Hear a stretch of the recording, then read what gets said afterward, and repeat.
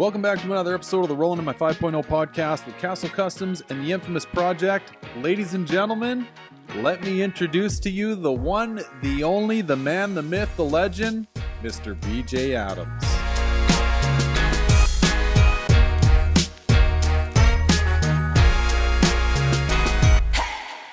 Okay, I think we're rocking and rolling now. Fuck BJ, I gotta tell you, dude. So I'm looking at you just like you're looking at me right now, and I'm like trying to do sign language, like, can you hear me?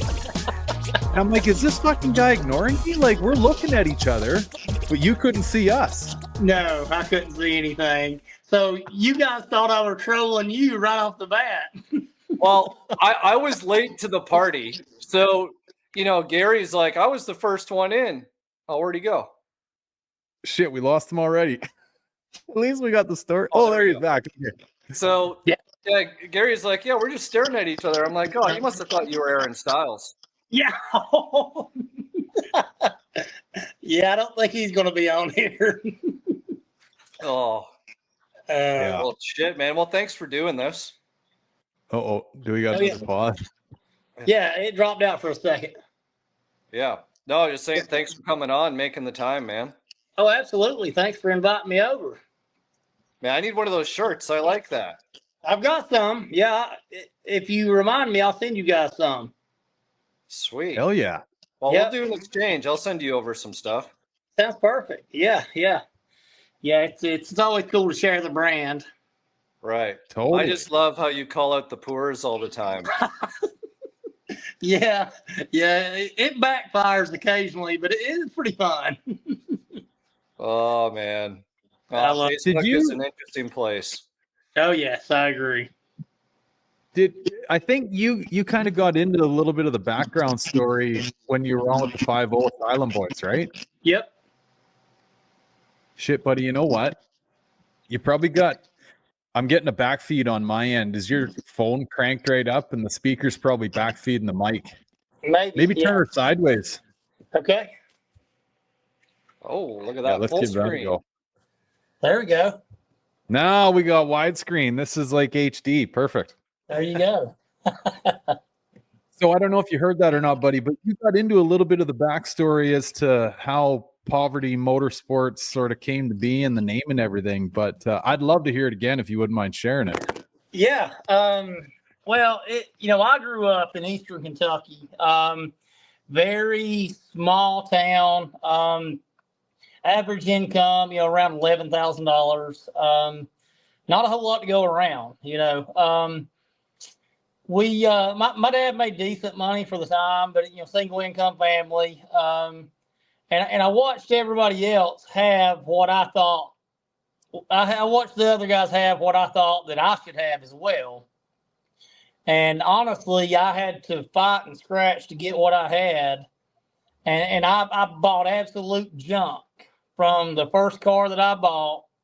I had to get a loan from a loan shark to buy the car. Paid back crazy interest and all this stuff. I painted it myself. It looked terrible. Had to weld a rocker panel on it. It wasn't safe. I mean, it was the car was junk. But once I got the car done, I was proud of it. And then once I rolled out in it, a lot of my buddies that had the cooler stuff already, they made fun of my car and talked all kinds of crap about it. And, it really didn't bother me. I thought that it would, but it didn't. So, from that point on, it was just kind of the poverty side of things for me. And, we just started as a joke on Facebook, poking around, stuff like that. And it really took off. It's kind of crazy. I like it, buddy. I say this all the time, like whatever you're rocking, own it. Like, yes, why absolutely. The fuck not? Absolutely. And if that's what I could afford and that's what I built and that's what I had, I was proud of it. It didn't matter that you had a 93 Cobra and I had a junk 88 GT that I painted in my garage. You know what I mean? Nope. You weren't any more proud of your 93 Cobra than I was my junky 88 GT. Amen to that, buddy. Hey, before I forget or we drift too far away from you saying Eastern Kentucky. So on my trip down to Pitts, I drove through, I guess what would be considered kind of Western / central, pretty much straight north of Nashville, Yes. Kentucky. Yep. Kentucky's beautiful. Like, It I don't is. know why people don't talk about it more. I was floored. Yep. Yeah. It's, Utah is my favorite state in the United States. Kentucky will probably be number 2, even though I grew up there. It's just beautiful, absolutely beautiful. Yeah. And nobody knows. I guess maybe that's what everyone from Kentucky likes, though, right? Yeah, I think so. Yep. Keep all the crazy out of there. Yeah, well, there's a few crazies still in there for now. Yeah, because some of these states that we traveled through, I had never been through. So, and we had nothing but time to kill on the road. So the wife was like pulling up, okay, what's Kentucky known for and what's the history? And we're like teaching the kids in the back of the truck, history lessons all the way down. It was awesome. Oh, that is awesome. Yep. Yeah. So there's another fellow there. He's from Kentucky. He reached out to me a while back. We've kind of become online buds. And he goes, yeah, I didn't realize that you chewed tobacco. He says, my family owns a tobacco farm. I'm like, fucking do tell, right? Yeah. Because I don't know if you've ever heard this or not, BJ, but a can of Copenhagen in Canada is over $40. Oh my gosh. No. Yes, sir. Yeah. Wow. So anything I can do to smuggle that shit up, I do, right? I mean, absolutely. short of shoving it up my ass. That's about the only place I won't go. But so anyway, yeah, he sent me out some stuff and it was funny. Everybody always gives me a hard time about my longer hair. So I said, listen, whatever you do and you send this stuff up, you got to make it kind of inconspicuous, right? Yeah. So he duct taped it on the either end of like cans of hair gel and had it in the middle. Oh, that's hilarious. Guy. Good sense of humor. Yes, that's awesome. Yeah. But yeah, man, I could not believe it. It was absolutely stunning. Quite honestly, I couldn't really tell much difference between Kentucky and Tennessee. Same sort of roll in, lots of trees, like beautiful. Yep. Yeah. It's once you get in, you get into Appalachia, get into the mountains there, it's all very similar. Right. Everything's green, a lot of big wildlife, a lot of deer, a lot of elk, a lot of black bear. Yeah, pretty neat. Yeah, it is.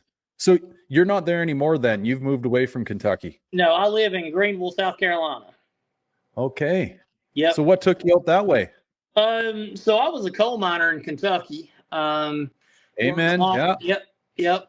Worked a long time underground coal mine, and the Obama administration was pretty rough on us. And I got tired of it, and I told the wife one day, I said, let's go. We're going to South Carolina. And we loaded up and didn't look back. Right. Hey, you must know the joke about how to tell a coal miner went home for lunch. No. His nose and his wiener are clean. Yeah. That's about right. That's about right. Yeah, that's a damn shame. Hey, I mean, I don't know. That's a topic in itself, but man, that's touched a lot of families, It has. Well, and a lot of people didn't realize just how big it was. They didn't, they just went on the political side of things. And, I'm not political. At the end of the day, let me do what I need to do, and if you don't, then I have an issue. So, unfortunately, he put a lot of us out of work. Right. Unbelievable. And when you get down to that, whatever, I'm going to try and stay away from politics as much as possible, but maybe talk more about like just the overpowering bullshit that comes from that like big brother side of things. Yep. It's kind of a funny story. So when we're down at Pitts, my 9-year-old and my 13-year-old daughter were there with us. We got another one, but she stayed home, had a sports thing she had to do. But me and Chris and his gal, we go out for supper one night after the show, and we ended up walking by the old Smoky Moonshine Distillery, and he goes, "Hey, they do tastings." I'm like, "Shit, this is on my list of to-dos. Let's do this," right? Yeah.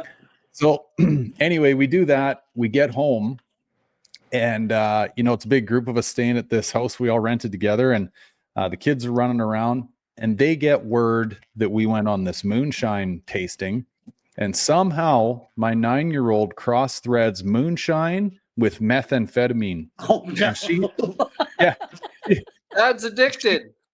oh yeah, she's like, "Dad, like, we got to get you help." I'm like, "What the fuck are you talking about?" So anyway, we clear that all up, and now, since talking about it so much, she's kind of infatuated with the whole backstory of moonshine.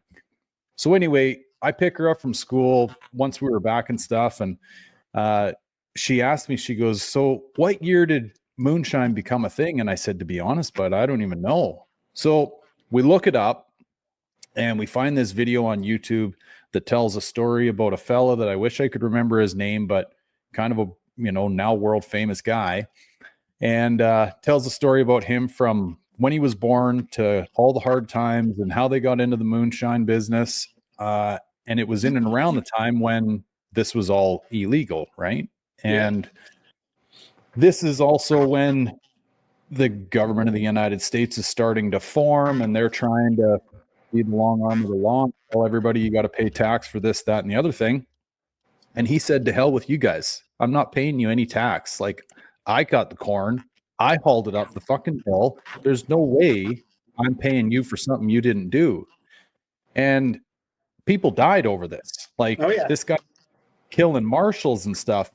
And the thing that it really got me thinking about is, you think about all the taxes that we're bombarded with today, and sure, we get upset, we talk amongst each other and whatever, but this guy, they never said how much tax he had to pay, but it was probably like a fraction of a percentage. Oh, yeah. And he was willing to slit throats over that. Yep. And here we are going, "Oh, please tax me more." Yeah. Yeah, we're soft now. Unbelievable. Yeah, we've gotten soft. Oh, it's crazy. So anyway, yeah, there's a couple of my stories from my travels down south. Yeah, yeah. Well, I'm glad you guys enjoyed it. It's actually nice to come see. Oh, for sure. I love the area, and I did a lot of Canada to Florida trips from like Toronto. So like the one way, you'd always do the whole Kentucky, Maryland, Kentucky kind of down, I guess 75, or if you do the 95 weird way, you're in the Virginias and all that. But it's always awesome, and I've always I don't know, I've been partial to the Carolinas. I don't know, it was always like a nice little balance, if you will, between some of the extremities. But what I can't believe is, talking about pits, how we didn't actually cross paths. I know. Yeah, I don't know how you guys avoided me. Wow, this is it. I guess you were just tucked away in that corner, Yeah, I was hanging out at the car most of the time. So it would, these shows are always just hair straight back busy, right? Yes. But yeah, it's tricky to get away, and I don't know, you should almost do like a let's all get together and have a beer the night before, and then we can go and kind of do the show thing, right? Yep. Oh, it's almost like work, even without pushing any merch or anything like that, just hanging out. I mean, it's legit 10 minutes with each person, and you see 500 people over the course of the weekend. That's a lot of minutes, Yeah. And I couldn't be happier to do it, Yeah. It really gives me a good mental reset when I'm up there, hanging out with my buddies, just talking about cars and life and kids and, whatever, Yeah. So when did the whole poverty thing really hit? Because I kind of feel like, I don't know, maybe it's just me, or I was living, because I'm not big on Facebook, and I know that you are. Yep. But all of a sudden, I just kept seeing, like, out of nowhere, it was like BJ Adams, BJ Adams, and it's like this Celine and that Celine, and then the Cobras, and then I think you were like doing donuts out in the snow or some shit. These cars need to be driven.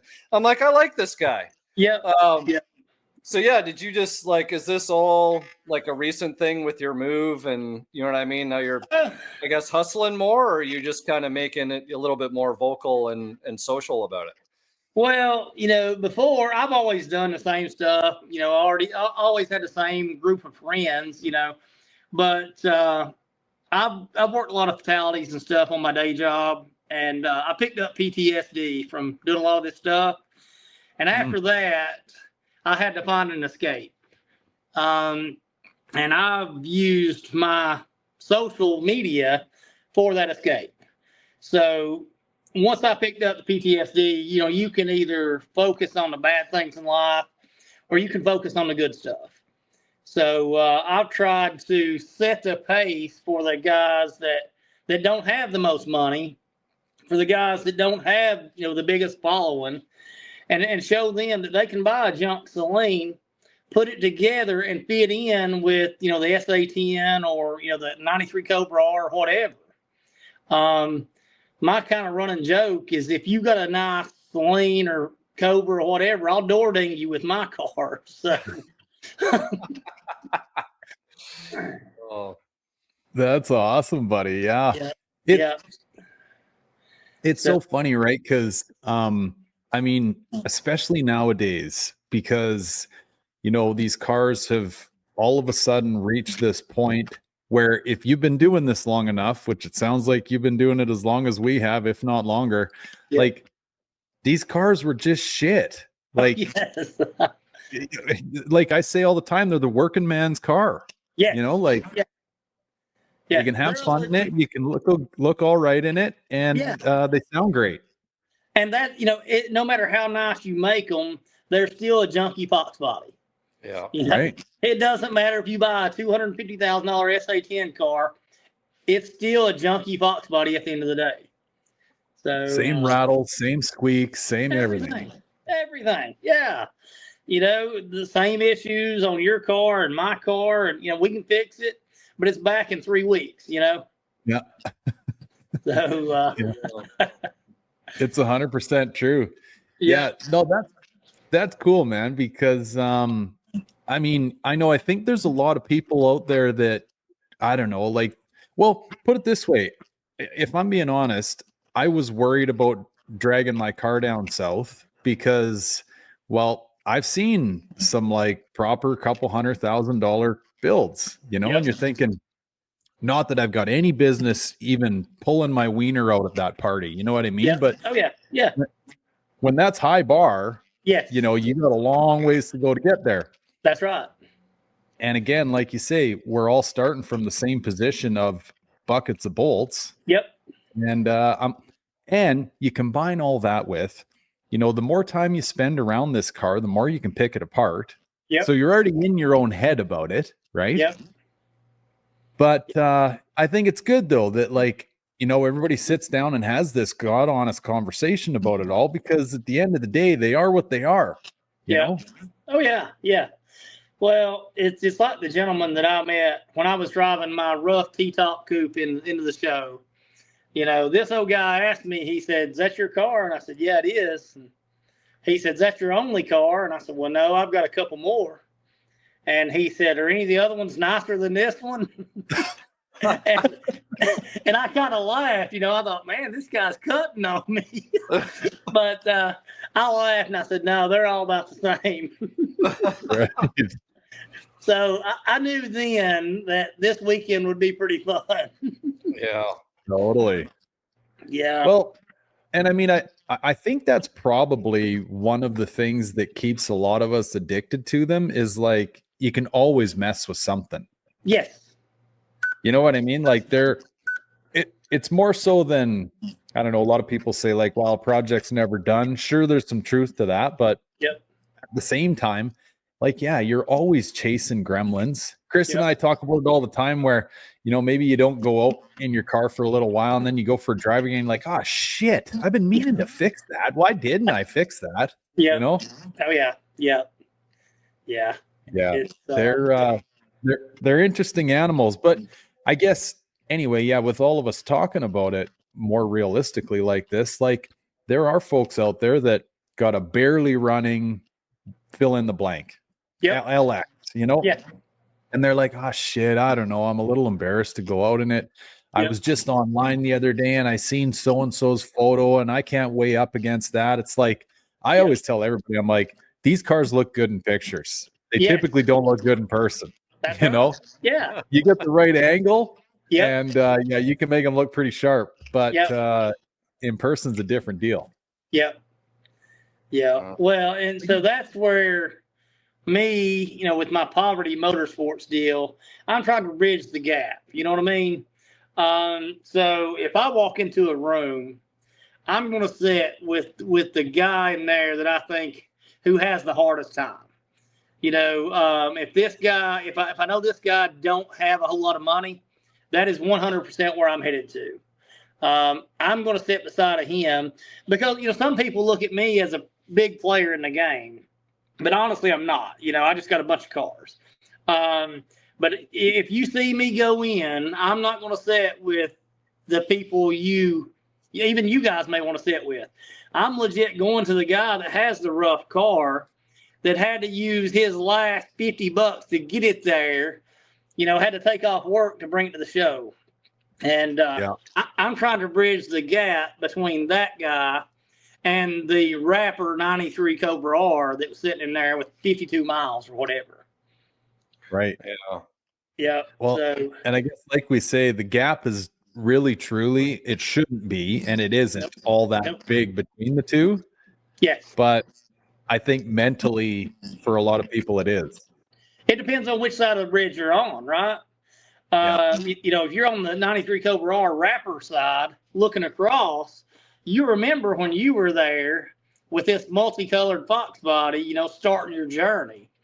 But if you're in that multicolored fox body, looking across at the Rapper 93R, you think you'll never get there. So, so it's kind of like I've made it over that way some, but I'm going back to get people and taking them across with us. I like it, buddy. Yeah, that's awesome. In my mind, that's what I'm trying to do. Yeah. Yeah. So, BJ, if you don't mind me asking, what is the day job? So I work for the Department of Labor. I'm a federal safety inspector, and I work on construction jobs, basically mining, rock quarries, sand plants, gold mines, cement plants, all that stuff. So I show up and make sure these guys are working safe, and if they're not, we write violations or shut them down or whatever we got to do to get them in compliance. Right. Yeah, I can only imagine there's probably some shit that happens. There is. So I started my mining career 26 years ago come January. And out of those 26 years, I started on a crew of 8 men. Out of those 8 men, 3 of those guys got killed. Jeepers. Yep, 3 out of the 8 got killed in 3 accidents. So that's what made me, I guess that's what kind of kick-started my PTSD. And then once I got over here and started working the fatalities and stuff like that, it really kicked it into overdrive. I bet, hey? Yeah, so that's when I learned that life is precious and we need to enjoy every single day. Yeah. Yeah. Fuck the snow, drive your fox body. Seriously. So I bought, back in 2005, I bought a 06 GT, brand new, off the lot, and thought it was something. I kept this car for 5 years and put 14,000 miles on it. Didn't drive it in the rain, didn't drive it in the snow, didn't do anything. I kind of wasted the car. And at the end of the day, it was a base Model 3 valve GT car. And then I bought a 2010 GT500 that was about 4 months old when I bought it. And the first 6 months, I did the same thing with it. And then after that, I said, you know what, let's drive it. So we started driving it in the rain. I'd drive it in the snow. I'd drive it anywhere, anytime I wanted to go for a ride, we'd hop in it and go. And after that, if I get home and I want to drive it, I drive it. Right. Yeah. It's this stuff don't do me any good at all sitting in the corner of the garage. And some guys, they're okay with that, and that's cool. But now for me, if I get home and I want to go for a drive, we're going to go for a drive. Yeah. Yeah, man. That's a good point. You know, it's actually, it applies to like so many things in life, right? Like Yep. you could be sitting on the couch thinking like something stupid, like, ah, shit, I should cut the grass. And I don't know, maybe you don't wake up the next day and, you Yep. know, somebody else has now got to worry about that for you. And that's a stressful thing for them. Cutting Yes. grass is maybe a bad example, but Yeah. you know what I mean? Like there's so many things that we put off in life. Yep. And well, Chris and I, we were just talking about this too. It's like if you can live your life as close to thinking you're dying in the next minute as possible, you're going to live a pretty exciting life. Absolutely. Know? Yes. And not so much just exciting, but like fulfilling. When you lay your head on your pillow at night, you're going to go, yeah, like I did everything I had to today. I did everything I could. You know, I didn't leave any stones unturned or as few as possible. And yeah, it makes for a way better life. Yep. Well, and that's one of the things, man. Tomorrow isn't promised. So, you know, reach out to your buddies today. My wife makes fun of us. She calls it the breakfast club because every Saturday morning, you know, I'll post on Facebook on Friday night, hey, we're doing breakfast at M&J's in the morning at 8 o'clock. So, you know, me, 5, 6, 8 people, we'll roll over there and have breakfast. And one weekend I'll buy breakfast. You know, the next weekend my buddy Matt will buy breakfast. You know, and we just kind of rotate it. And everybody gets a little piece of the pie, but we're all doing the things that we would have done when we were 18. Yeah. You know, we're sitting around, we're saying, hey, how's your car coming? You know, how's the family? You know, how's your kid? Things that you wouldn't normally do if you didn't take a few hours to go have breakfast with your buddies on a weekend. Yeah. You know, and I've always made fun of the old guys that go to Dairy Queen and have breakfast too. But yeah. I get it. You know, now I understand. It's not about the breakfast. It's about being with your buddies. Yeah. That it's so funny you say that because I grew up in a small enough town where, you know, you knew the guys that were going or the gals that were going for coffee or whatever. Yep. And there's this old pair of dudes that I see every morning when I drop my kid off to school. And I've seen, well, depending on how late I am getting my kid to school, you'll see them at various, you know, changes in their path. Yeah. And I've seen them going down to A&W. I'm like, those are the boys. Those are the breakfast boys, right? Yeah. And it's funny, just recently I've noticed there's a third walking with them now. I'm like, oh, the group's growing, right? They got another guy under their wing, you know? Yeah. Yeah.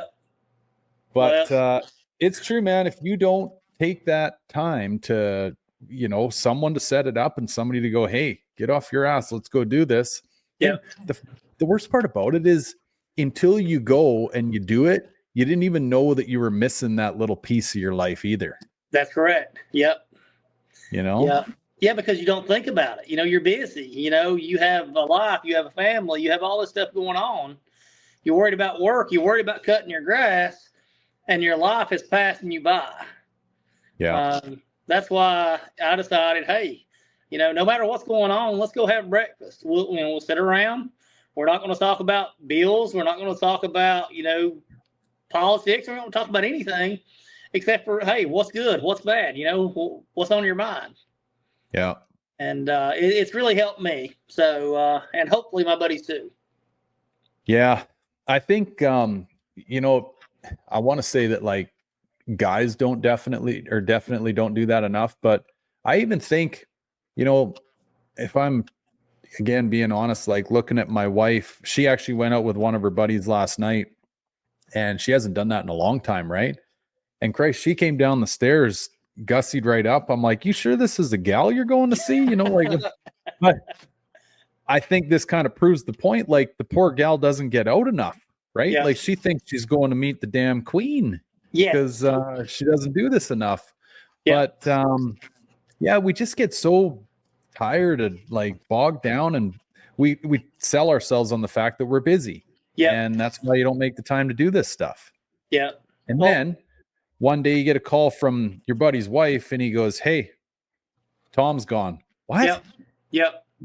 You know?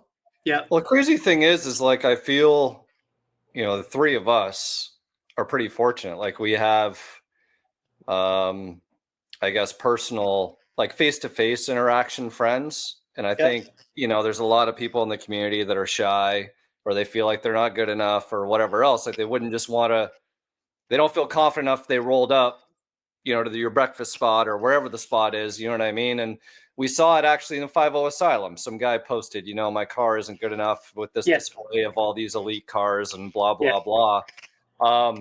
Where I think social media has done a really good job at giving an opportunity to people, you know what I mean, that don't have the confidence face to face. And like, that's where like I'm really lost, you know what I mean? Because like we're in that generation of we know what it was like before.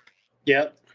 And now we know what it's like now. And yeah, there was a lot of positives, but it's like some of us have like retracted back and lived behind the keyboard. Yeah. When we have no excuse to. Yeah. You know what I mean? So it's, I don't know, it's a really hard one. And me and Gary brought up like last week, you know, are we becoming like the MCA guys? Yeah.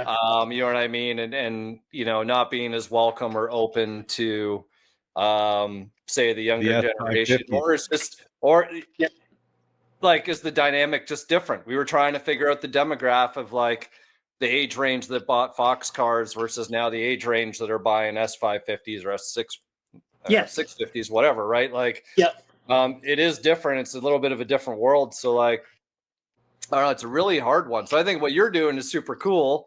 You know, at the same time, you know, we got rotten apples out there. Yeah. I don't want to give too much time to. And it's like, it makes you wonder, right? Like, there's got to be something fundamentally wrong. Like, there's always a reason. And I hate to just be like, okay, yeah, that guy's an asshole and that guy's an asshole and that guy's an asshole. There's probably some reasons behind that. Yeah. Which is unfortunate, especially when they're knowledgeable assholes, you know? It is. You know, and sometimes I get suckered into fighting with them, but, you know, I feel like I have a voice on social media. You know, I can post a lot of stuff on there and people listen to me. You know, they take what I say and they kind of run with it because I've been around a long time. So when these guys start bullying even somebody else or even me, you know, I'm going to show them how I handle it, you know, and I'm not saying I'm always right, you know, because I'm wrong a whole bunch. But I still show them that stand up to them, you know, tell these guys to fly a kite, you know, meet me out, fight me, whatever you want to do. But you're not going to push me into the corner because that's not how this works at all, you know? So I kind of feel like that I'm battling for the little guy when stuff like that happens. And then after a day or two, I realized that it really wasn't worth the time or effort. But, you know, you still feel like you're still taking up for the little guy because these guys are bullies in the industry and they attack anybody that they can.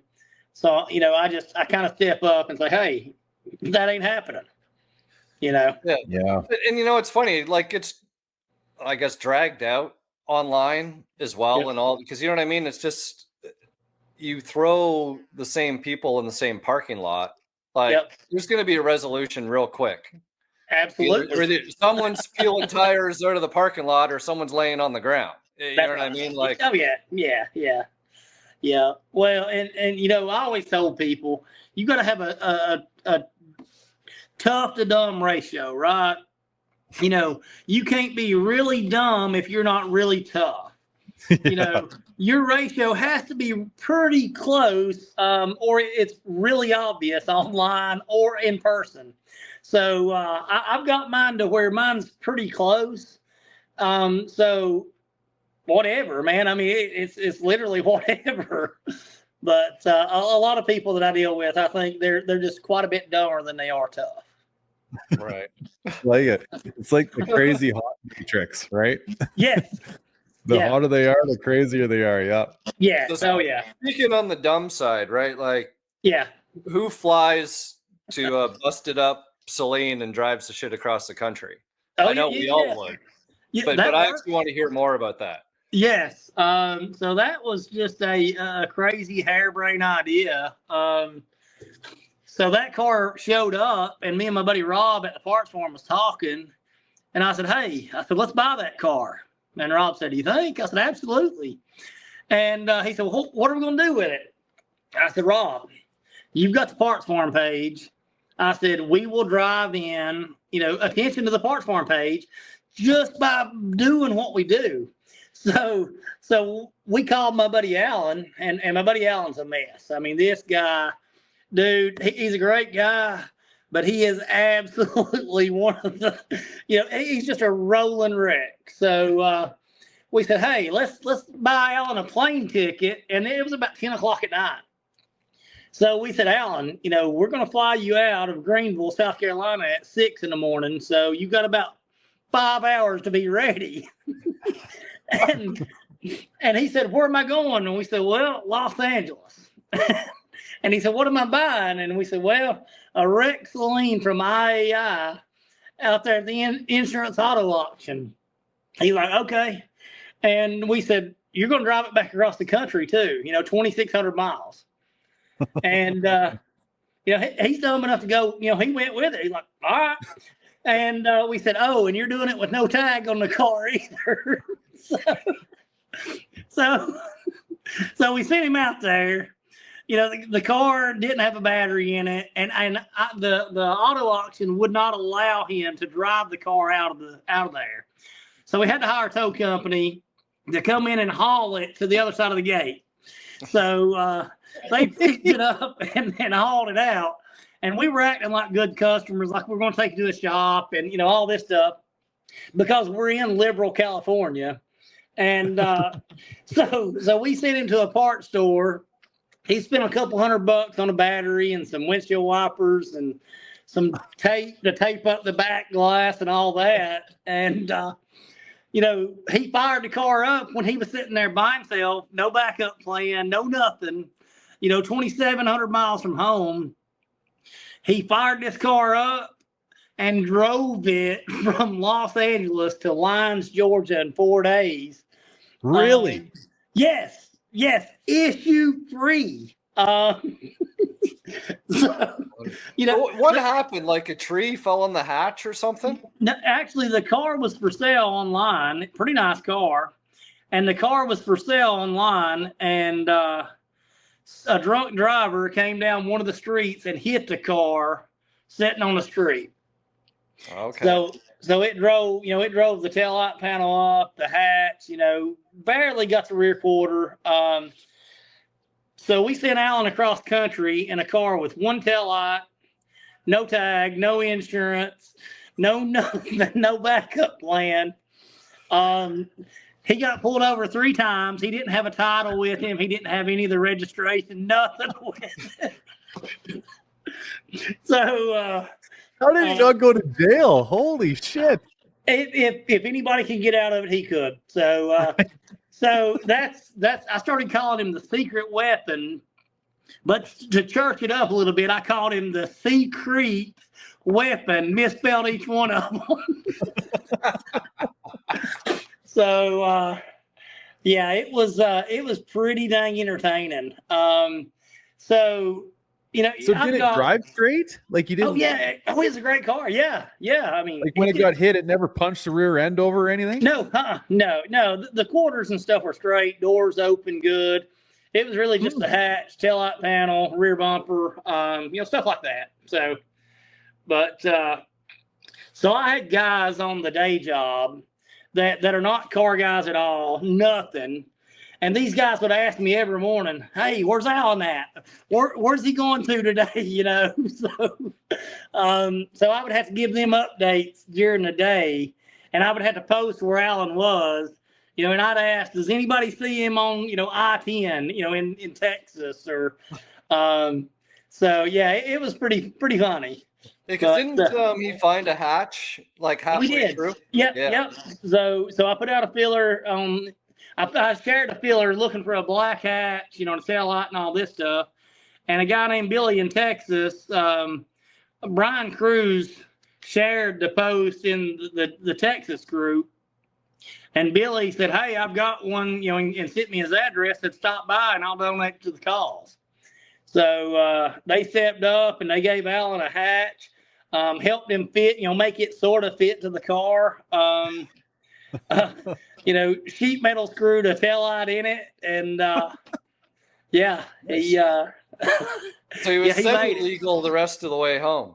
Well, minus the tags and insurance and all that other stuff. Yeah, it was. Yeah, it was Poverty Motorsports approved at that point. No kidding. Yeah. Wow. Yeah. So yeah, that was a good little trip there. So what did Alan get as like the reward for making it? I don't think anything really. Well, that's a good friend. Yeah, that's what I'm saying. Yeah, he done pretty good. So Damn. But now he enjoyed it. It's an experience for him too. Oh yeah. And Rob paid him. He paid him for his time and all that stuff. But yeah, it was pretty good. It was just a good time.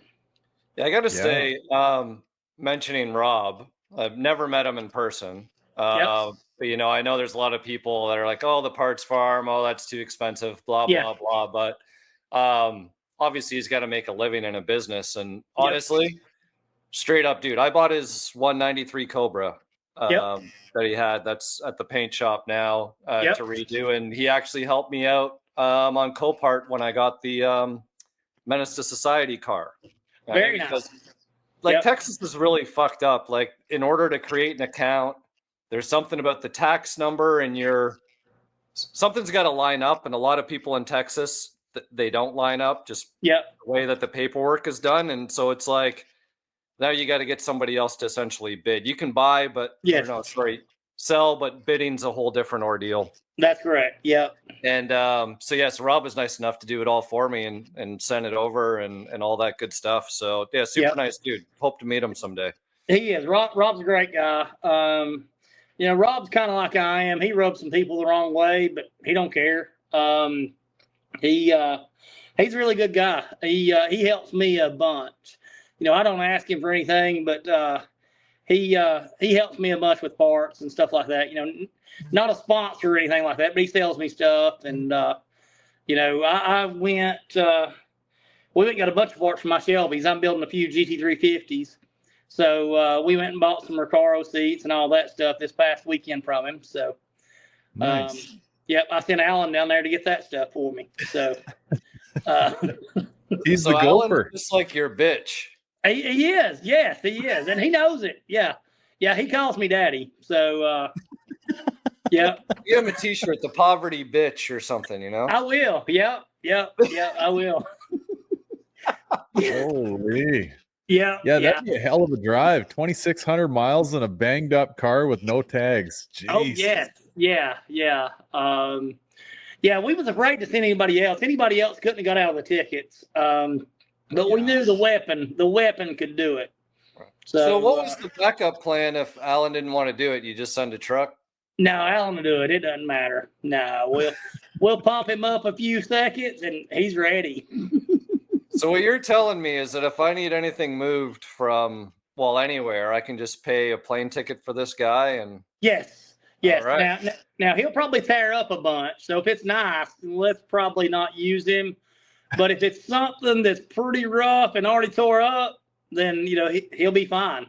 So let's not send him in anything nice though. But, I'll loan him out if you need him. All right. So what's Alan's backstory? Like, does he just have fuck all going on? He can just get on a plane at any time or what? Yeah, he's got a little shop over there, just a little mechanic shop, jacking around. Oh, yeah. Yep. So actually, fun fact. So the Celine that was on Tex-Mex Motors was actually my car. So Rob Pitts, which was the buyer on the show, Rob was a personal friend of mine, and he called me one day and said, "Hey, I need a rough foxbody Celine, and I figure you're the guy." And I said, "Well, yeah, I'm your guy." And in true Rob Pitts fashion, he did the sales pitch on how he was going to borrow my car, use it on the show, get it restored, all this stuff for free. and it would be the nicest car and all this stuff, you know. So I said, okay, Rob, yeah, let's do it, man. You know, my car's rough. You know, do whatever you want to do. I said the car has to be less stock. You know, no TV monitors in the headrest or anything, and you know, it's got to be the factory color. And I said, other than that, you can do what you want to it. And so I loaned that car to them. You know, signed a contract with Netflix, and you know, they used my car, and they, you know, it's made for TV. They found it in the field, they bought it, they did whatever. But for this little trick, we actually put Alan in my '86 Celine, and he drove it 1,700 miles from Spartanburg, South Carolina to El Paso, Texas, to the Tex-Mex shop to drop it off for the show. So I actually I wanted to bring this up, but I didn't want to bring it up just in case, because like Molly's just down the street from me. Yep. And yeah, we were out one night, and so she gave me a little bit of the backstory, and your name came up. She's like, "Oh, well, that's where the car came from." Yep. So did the whole, like, was it in Mexico? Did they bring it over there, or they just, because like the whole, I think that's like the premise of the show. That's right. Yeah. Yes. No. You know, everything you see on there is made for TV. Everything. So. And it's just a story for entertainment. No, you know, the car was mine. The car was mine the whole time. You know, it never left my ownership. You know, the car was titled in my name, tagged. So, yeah. So you still have the car now then? No, I sold the car to a buddy. Okay. Yeah, when it came back, there was a few things that they done to it that I didn't want to redo, so I sold it to a buddy. Gotcha. So what was the contract like? Like, what's the fine print all about? You know? I don't know. I didn't really read much of it. Okay. Probably some kind of disclosure about not talking about everything. See, that's where I was kind of going with it. So yeah. I'm sure that's in there somewhere, but I'm like, you know what? It really don't matter. So, fuck them, yeah. Let's be real. There is no way any reasonable person would have thought that the car was actually a chicken coop. That's right. Yeah, no. Well, like the seats were sitting in the background. You know what I mean? Yeah, you can clearly tell what was going on. That's right. No, anybody that knows anything knew, you know, that wasn't the case. But, you know, I thought it was interesting. You know, it was cool. It's cool seeing your car on a TV show, you know, a nationally televised show. Yeah, pretty neat, you know, and it's like I explained to Rob. I told him, I said, Rob, these cars are numbered. You know, this is 86 108 Celine. I said, it's all over Facebook. You know, I've got 24,000 followers. I said, everybody knows this car. I said, so when you find this car, I said, all these guys already know that's my car, you know. And Rob said, oh, don't worry about it. It'll be fine, he said. And I said, okay. So, and I asked him, I said, so when you sell it on the show, I said, do you need me to be the buyer? Because everybody knows it's mine. I said, at least that would play part of it. He said, nah, it ain't no big deal. He said, we'll make it work. So, yeah. So, you know, yeah, strictly for entertainment, you know, it was a great show. I'm thankful for what they done, you know. It wasn't any kind of, you know, it's not a restoration on the car at all. You know, they made it look good for TV, and it would look cool on TV, and you know, and for that, you know, I appreciated it. But you know, you could never send a car out like that and expect it to come back as a, you know, restored Celine, you know. But unfortunately, my buddy Rob got cancer while he was out there, or got diagnosed with cancer in March. And then he died August 24th of last year. Oh, shit. Yeah, I heard that. Yeah, 45 years old. You know, and it's funny how life works, you know. I had no clue this guy was famous. this was just my buddy Rob, right? This was just a normal guy. He would call me on a Saturday afternoon and say, "Hey, what's up? What are you doing?"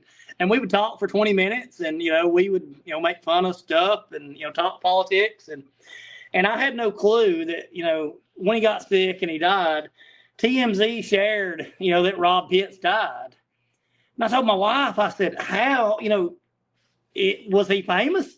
Did I not realize my buddy was famous?" But it seems like he was, and honestly, I had no clue because he was like we are, Unreal. just a normal guy, 45 years old. Wow. So, yep. But, that's crazy, man. Yeah, he never got to see the show air, unfortunately. Oh, shit, hey? Yep. So, and then, so funny enough, I've heard enough about this, but like way up here on this island I live on in Canada, we don't get the damn show. I'm sure I could maybe like pirate it somewhere, but I've heard every step of the way how the show's gone, but never seen it. Yeah. So these guys, I guess, officially or unofficially restore it in air quotes. Yep. And it goes back to them, but it's coming back to you, and it comes back in like, I don't know, not to bash anybody, but a half-ass manner.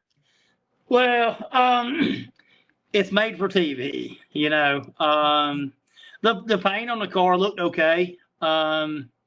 It was, they did okay on the paint job, but they didn't do the trim. They didn't put any of the trim on the car, none of the body molding, all that stuff. They made the car look decent from 50 feet away on camera, and they just sent it. They put the wrong color carpet in it. They did some kind of cheap headliner in it. They rattle can some of the interior panels and stuff, and a lot of stuff that I wouldn't have done. Even at Poverty Motorsports, we're not going to do that, right? And again, I can't take anything away from those guys because they done exactly what they should do, to make it look good for TV. But when I got it back, I didn't have the time or the effort to do that. And when the car got transported back, I sent Alan out there to get it to transport it back, and he actually hauled it back.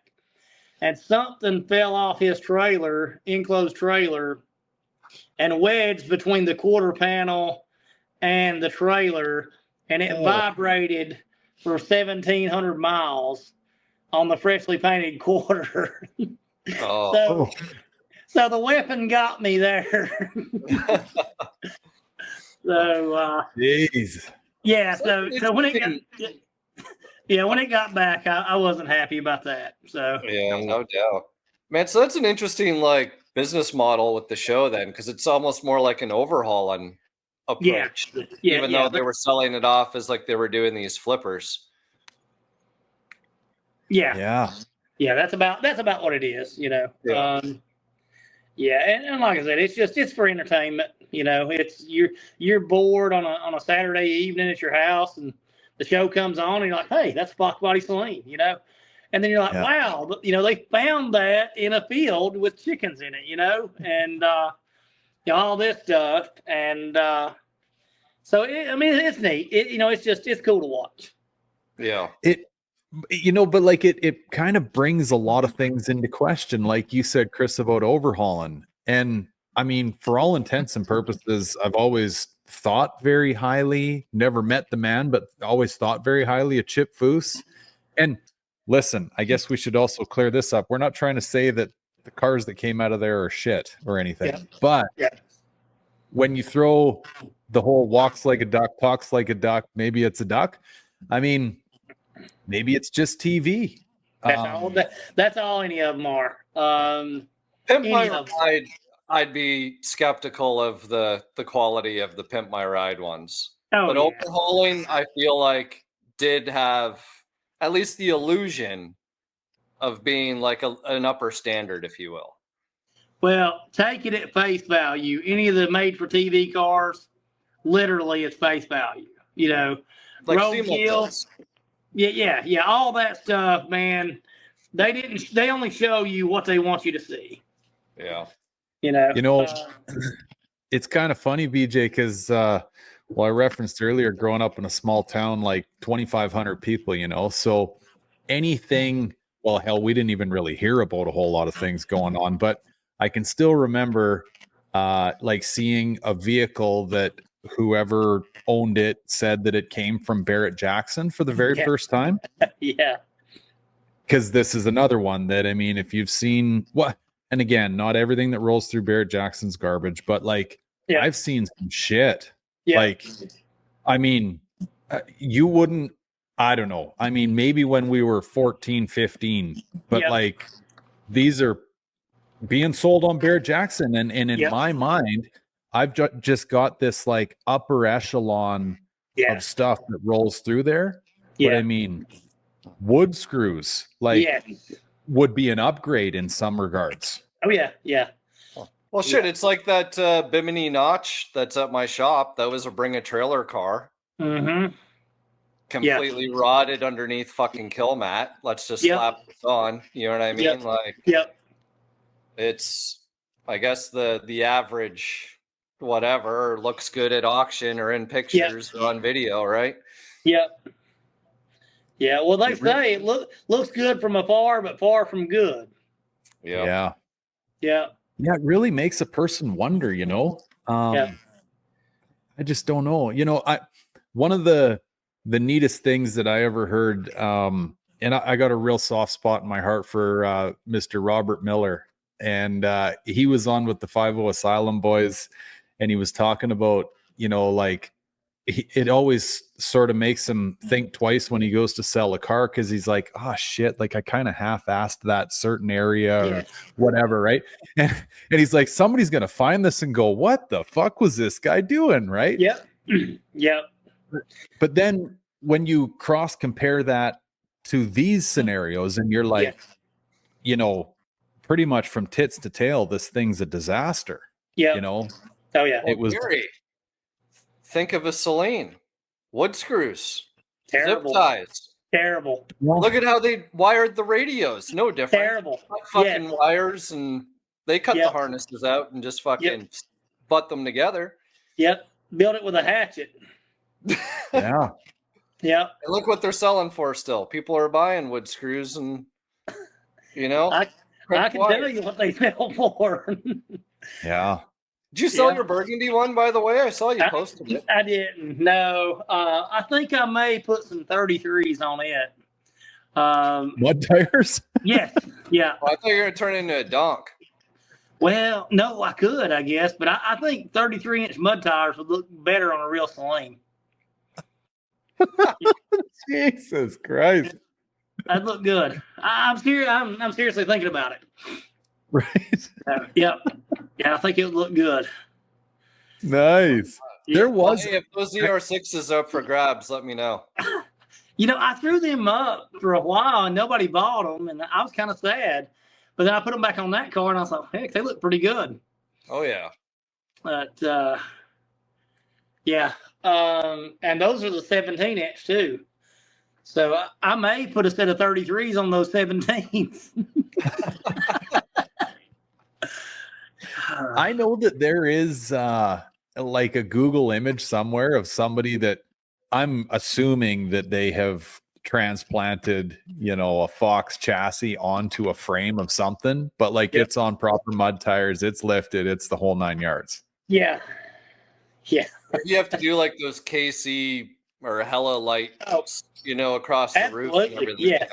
Yeah. I swear I may throw the car up for cheap, here in the next day or two to see if somebody takes it. But if it don't, I swear I think I may cut it up and put mud tires on it. I like it. Yep. That the internet would love it. Oh God. Yeah. Yeah, you're going down Whistling Diesel territory now. Yeah. But the thing is, a lot of the guys, they accuse me from having they said I get a pass on all this stuff that I do. So. Right. I don't know if they're afraid that I'll flame them online or what it is, but they said I'm the only one that I'm complete. Totally. 100%, man. Yeah. So. This is not fox body related, but definitely related to this conversation. So I picked my daughter up from the ball diamond last night, and it was their first practice. And she's on this ball team with 3 or 4 gals that she knows from winter sports. She plays this ringette that it seems like nobody outside of Canada knows anything about. But anyway, it's like hockey for gals with a ring and a weird looking stick. Yep. So anyway, I pick her up. I said, "How was it, buddy?" She goes, "Good. Like I knew the 4 gals that I play ringette with and stuff." I said, "You know any other ones?" "No," but she said this one girl came up to me and at the end of it all, and she goes, "Hi, like I actually think you're really pretty, right?" And I said, "Oh, how, what'd you say back to her?" Like, "Oh, thank you." She did the whole thing. Yeah. I said, I kind of paused there with her and I said, "Listen, buddy, like as she knows, I said, I'm really big on life lessons. Like, I think one of the secrets to life is you have to be learning and morphing towards whatever it is you're learning. Like, that's the journey of a soul, if you ask me, right?" Yep. And I said, "So what did you learn about that?" And she goes, "Well, I don't know." And I said, "Okay, obviously, like we never ever know what the answer to this question is, but I said I find it's a good thing to at least guess what the lesson in this is." And I said, maybe, just maybe down the road, you're in a situation where somebody else walks in and sees 4 of their friends and you're standing in the corner with your tits in your hand going like, "Oh, fuck, right? I don't know anybody here. I feel weird, whatever."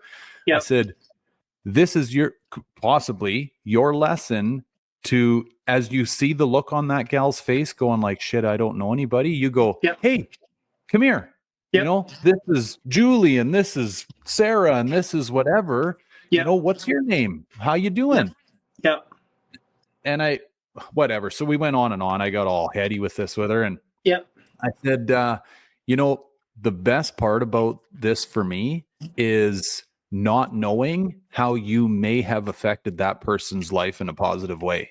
100%. Like, if you did that to her, she is not going to go home and go, "Huh, like that was really cool what that chick did to me today, right? I'm going to now do that in my life." And this is how the change starts, like swimming through the rest of the world. That's right. Well, and what she done, what she done last night was bridging the gap, right? Mm-hmm. She came in and she said, "Hey, you're pretty." So that automatically made her feel better. It automatically gave her a positive outlook on what might have been, a negative night. So, I've always told people that I search for a win every single day. With PTSD, you have a lot of bad days, mentally, you find yourself wondering why am I alive when this guy here got killed? Why did I survive, but he didn't, so every single day I look for a win, and in that win, can I help you? You know what I mean? Can I make you feel better about you? Can I encourage you to be the best version of you? So that's when I started getting tattoos. You all can see I've got a few tattoos. So the first thing I do when I get up in the morning is, first, you'll thank the Savior for getting you out of bed, right? Or we should, whether we do or not, we should. And then, I get in, go up, take a leak, step over to the sink, brush my teeth. When I'm brushing my teeth, I'll look in the mirror and I automatically see the tattoos on my arm. And on my left arm, I've got my dad, a picture of my dad in a mine and heart hat that I'm just so proud of. It's identical to him. And then I've got a coal mine down below, right underneath my dad, because that was what my dad did for 40 years. Right. And then I turned my arm around and I've got, my Celine SSC that I just sold, on a curvy mountain road in the mountains. So all that stuff is just stuff that I love and I'm proud of, So I see that in the mirror when I'm brushing my teeth, and it automatically reminds me that I've made it, Right. I've made it to 45 years old, I've still got my dad. You know, my dad is one of the best guys I've ever met. You know, my dad was a miner. I'm a miner. You know, and I've got the coal miner showing that that's my people, right? And then I flip over and I've got, you know, the Celine SSC that I dreamed about when I was a kid in Kentucky. You know, and my dad was making $11 an hour. You know, we didn't have a lot. And, you know, I see that and I automatically feel good about what we've accomplished. You know, so I start the day, you know, you're thanking your Savior, whoever you pray to, whatever, for getting you out of bed, giving you help, you know, the opportunity and the ability.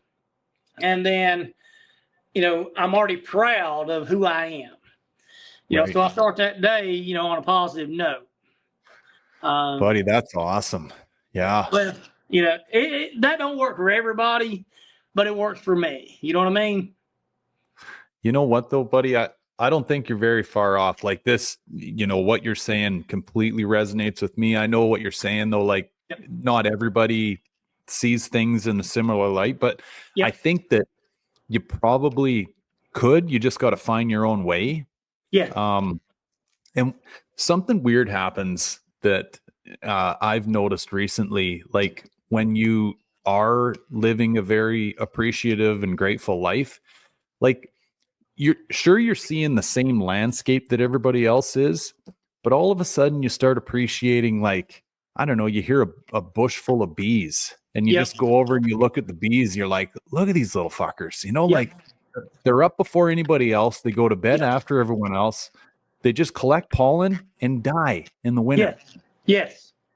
Like you start seeing and noticing things like this. And I know to some this may sound fluffy, but I'm here to tell you, like, it'll damn near move you to tears. Yes. Like when you start really truly living a grateful life.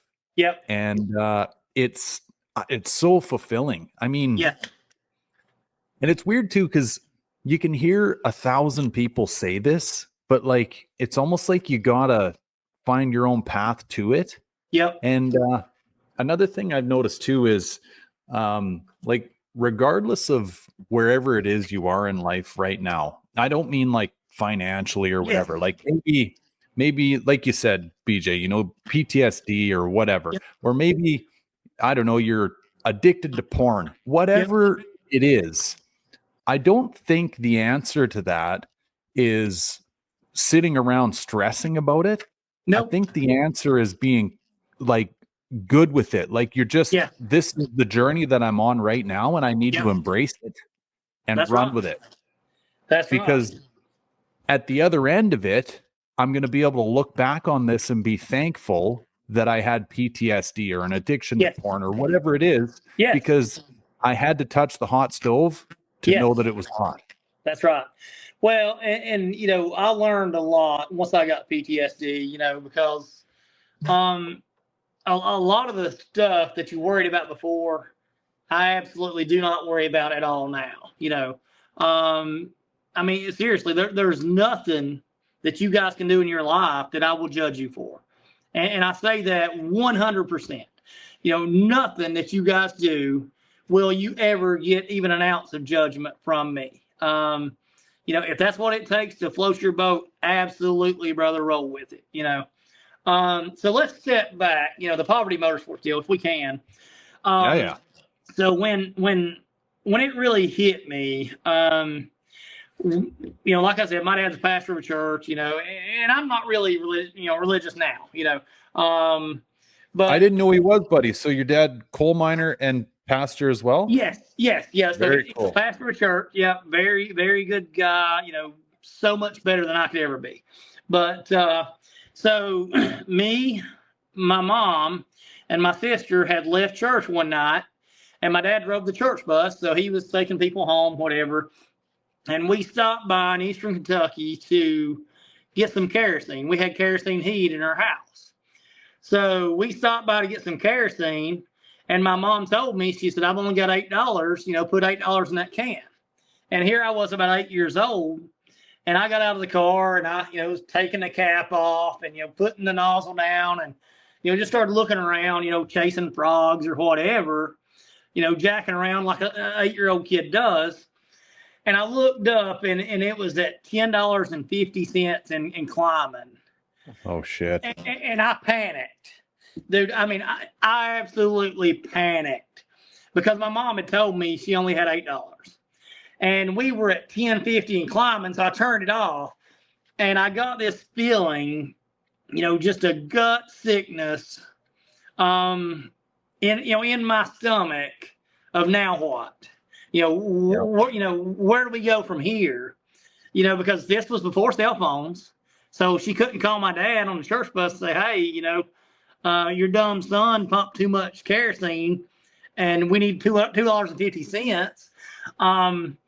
So I was freaking out, and it gave me a feeling that I never, ever, ever wanted to feel again.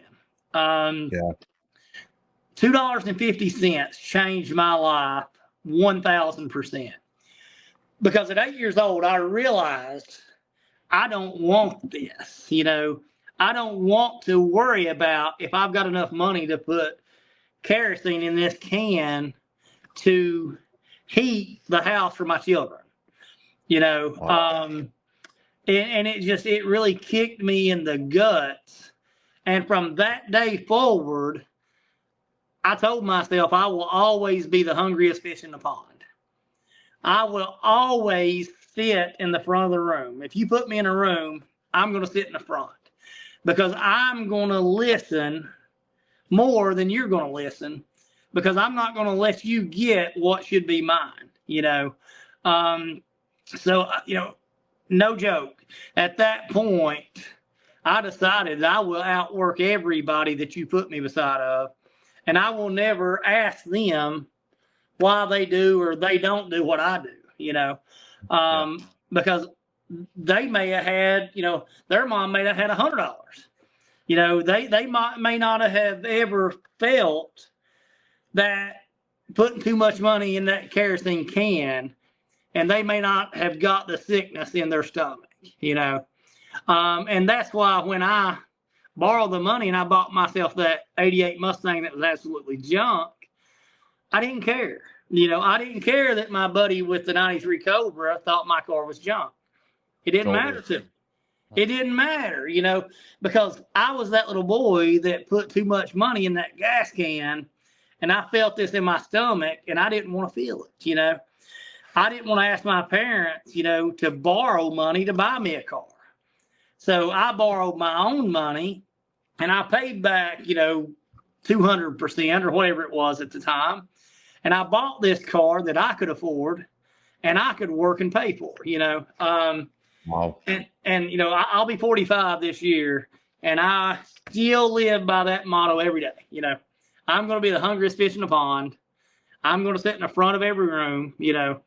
If there's something that needs to be done or there's $1 to be made, I'm going to try my best to make it, Wow, buddy. That's crazy. I can't help but think, there's people that probably, we would all know together that have learned that lesson, but maybe learned it with $250,000, let's say. You know what I mean? Like a total, whatever. Bought a new house, didn't insure it, it burnt down the next day and went, oh shit. Yes. But the staggering, I think, point of this is like you learn this on $2.50, like something that that's what'll cost you a water at the gas station. That's right. You learned that big a lesson on that. Yep. Man, that gives me chills. That's wild. And I'm so thankful for it, honestly. My parents were hard workers, and zero disrespect to them at all. They made the best living for us that they could in Eastern Kentucky. Me telling these stories is absolutely zero disrespect to them because they were hard workers and they done what they had to do to make it work. It makes me respect them more, buddy. In all honesty, that's right. 100%.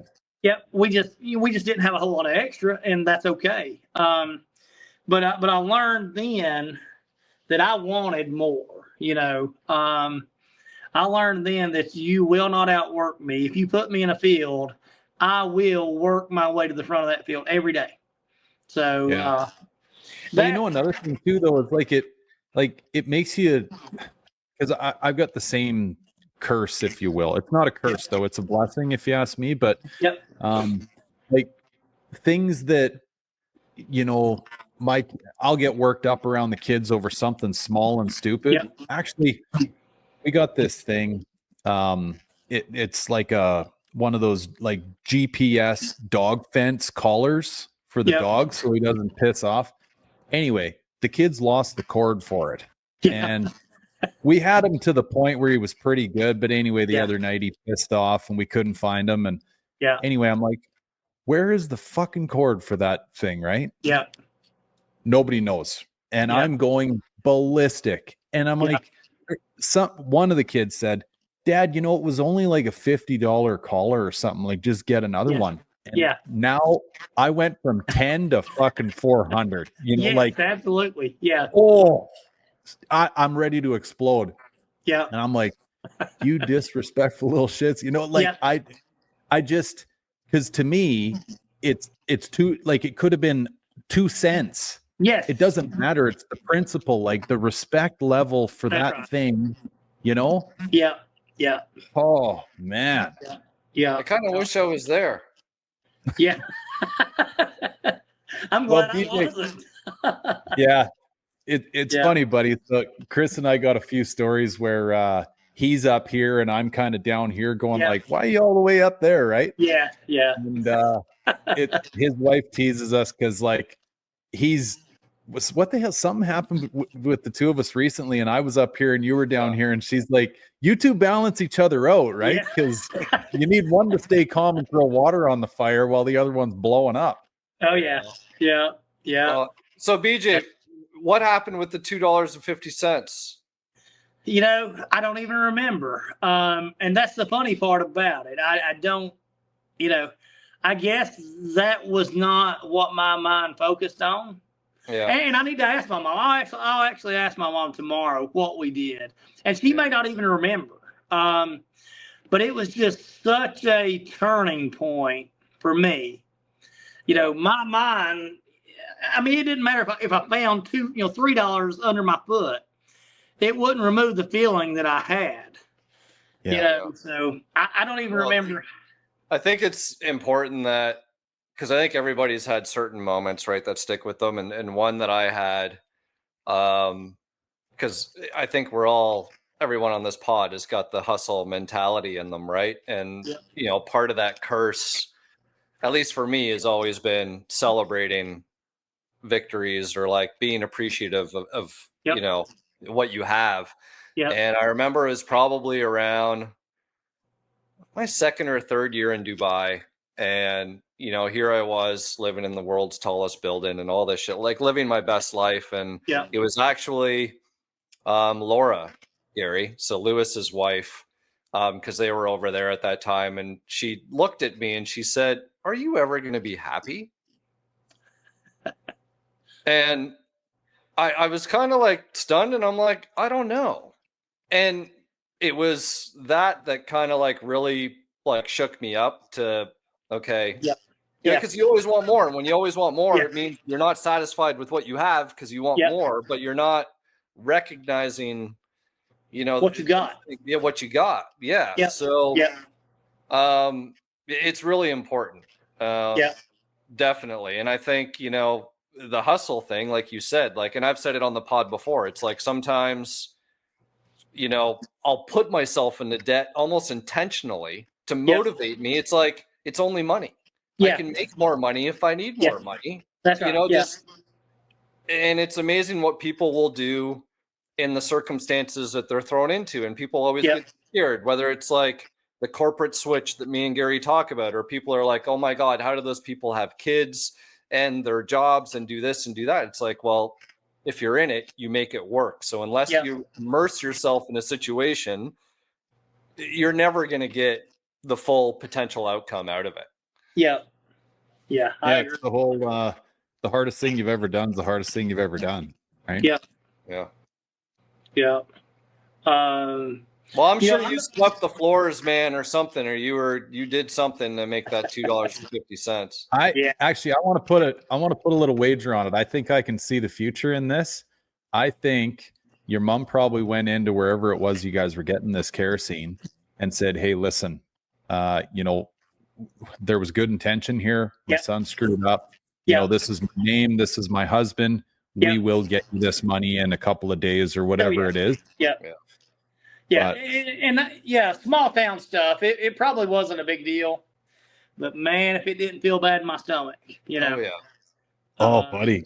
Just you saying that again, I just get chills. I'm like, that's wild. Yeah. It was definitely something that I'll never forget. And again, that is why when we roll into pits, the guy with the beat up car is the guy I'm sitting beside of, you know. We, you know, a few times a year, we'll take a trip to the Tail of the Dragon or whatever, or, you know, wherever. And so I've got 6 Celine's right now. So what I'll do is I'll post it on Facebook, you know, and I've got 24,000 followers. I'm like, who wants to drive a Celine tomorrow? Anybody. I mean, even the gentleman that we argued with, you know, I mean, come drive one, right? You know, but, I mean, it doesn't matter, you know.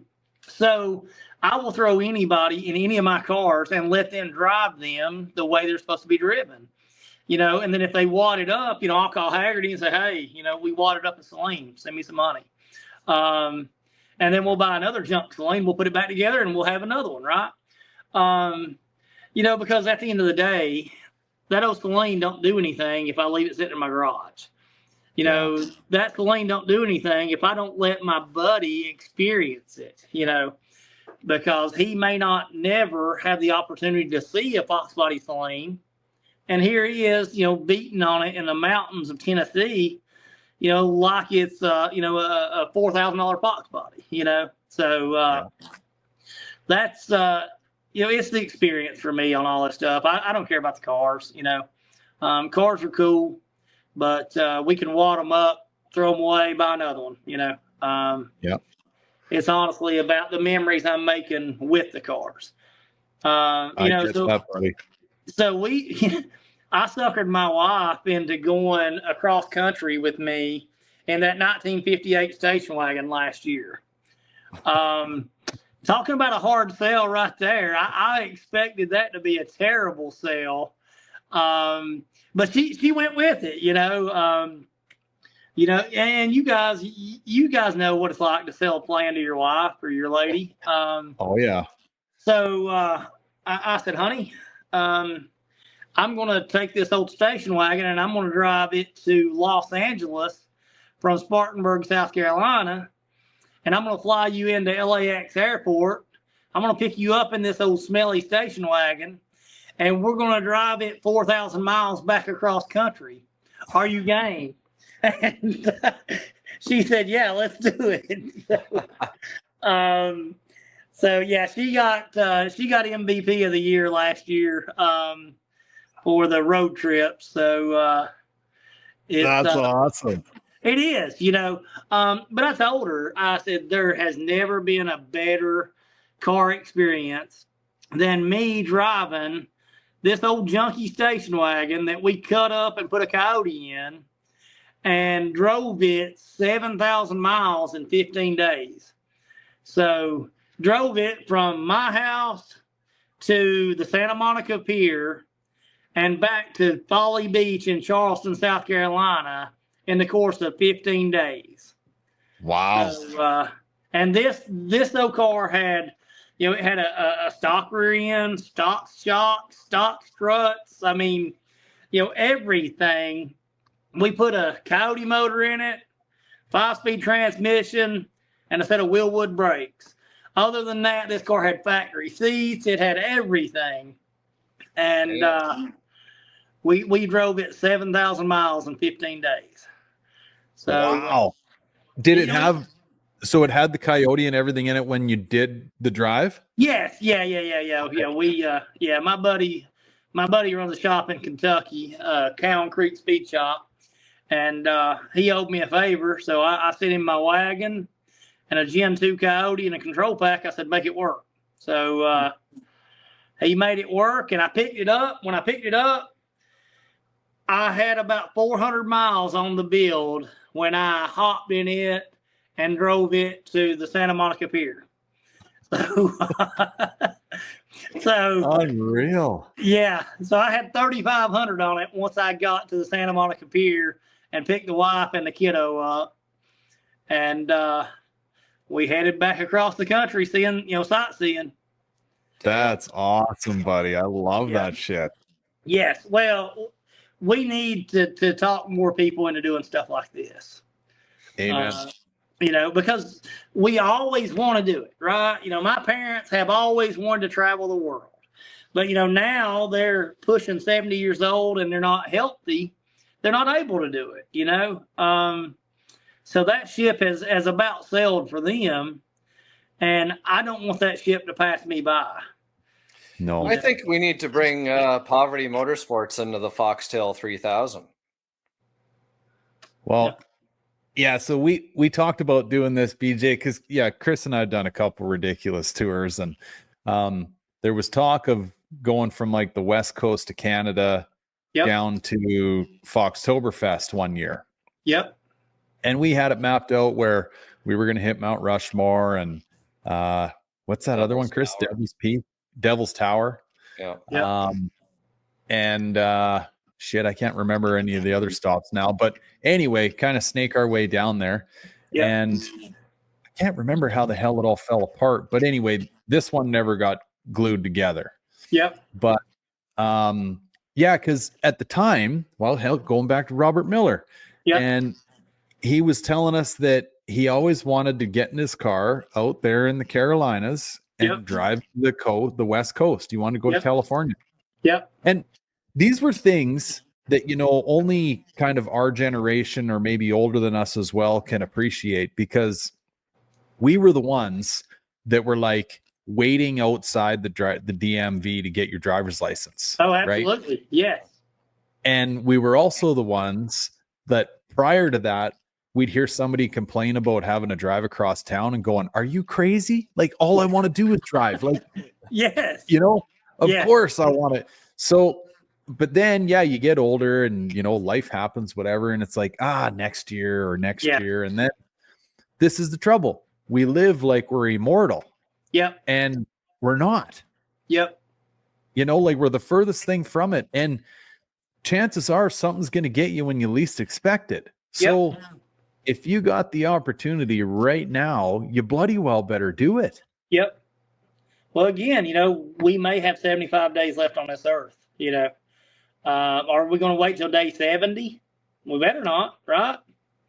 Buddy, I'm glad you brought this up again, because it'll give me an opportunity to say this. I've thought it every time you said it, but like one of the biggest heartbreakers for me is when you hear somebody that, only has a few months or whatever.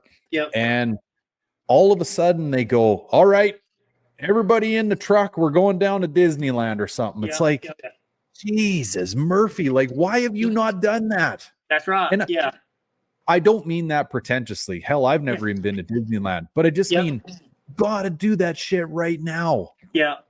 Like, if that's something you're going to regret, and obviously if you've got a death sentence and you now want to do it, that's something you wanted to do prior to your death sentence. Go fucking do it. Yes. Yeah. Well, 100%. I don't get that. No, absolutely, man. Every single day, guys, do it every day. So going back to the Poverty Motorsports stuff, so we've got a lot of homeless in the Carolinas. So rather, if I roll up and there's a homeless guy there and asking money for food, I typically don't just give them a $20 bill. I'll tell them, "Hey, there's a McDonald's across the street. Walk over there. I'm going to put my gas. You and I are going to sit down and eat. I will buy your lunch. We will have a discussion. I want to talk about you, who you are. How did you end up here? Where would you like to be? You know what I mean? I will gladly pay that $20 to have lunch with that homeless guy to try to give him just a little bit of hope, because he's using his 75 days laying on the streets begging for money. You know what I mean? So I think we could all do a little bit better on, trying to help people, to get to a better spot, Well, that's just it. And I mean, you never know what another person's dealing with, right? Nope.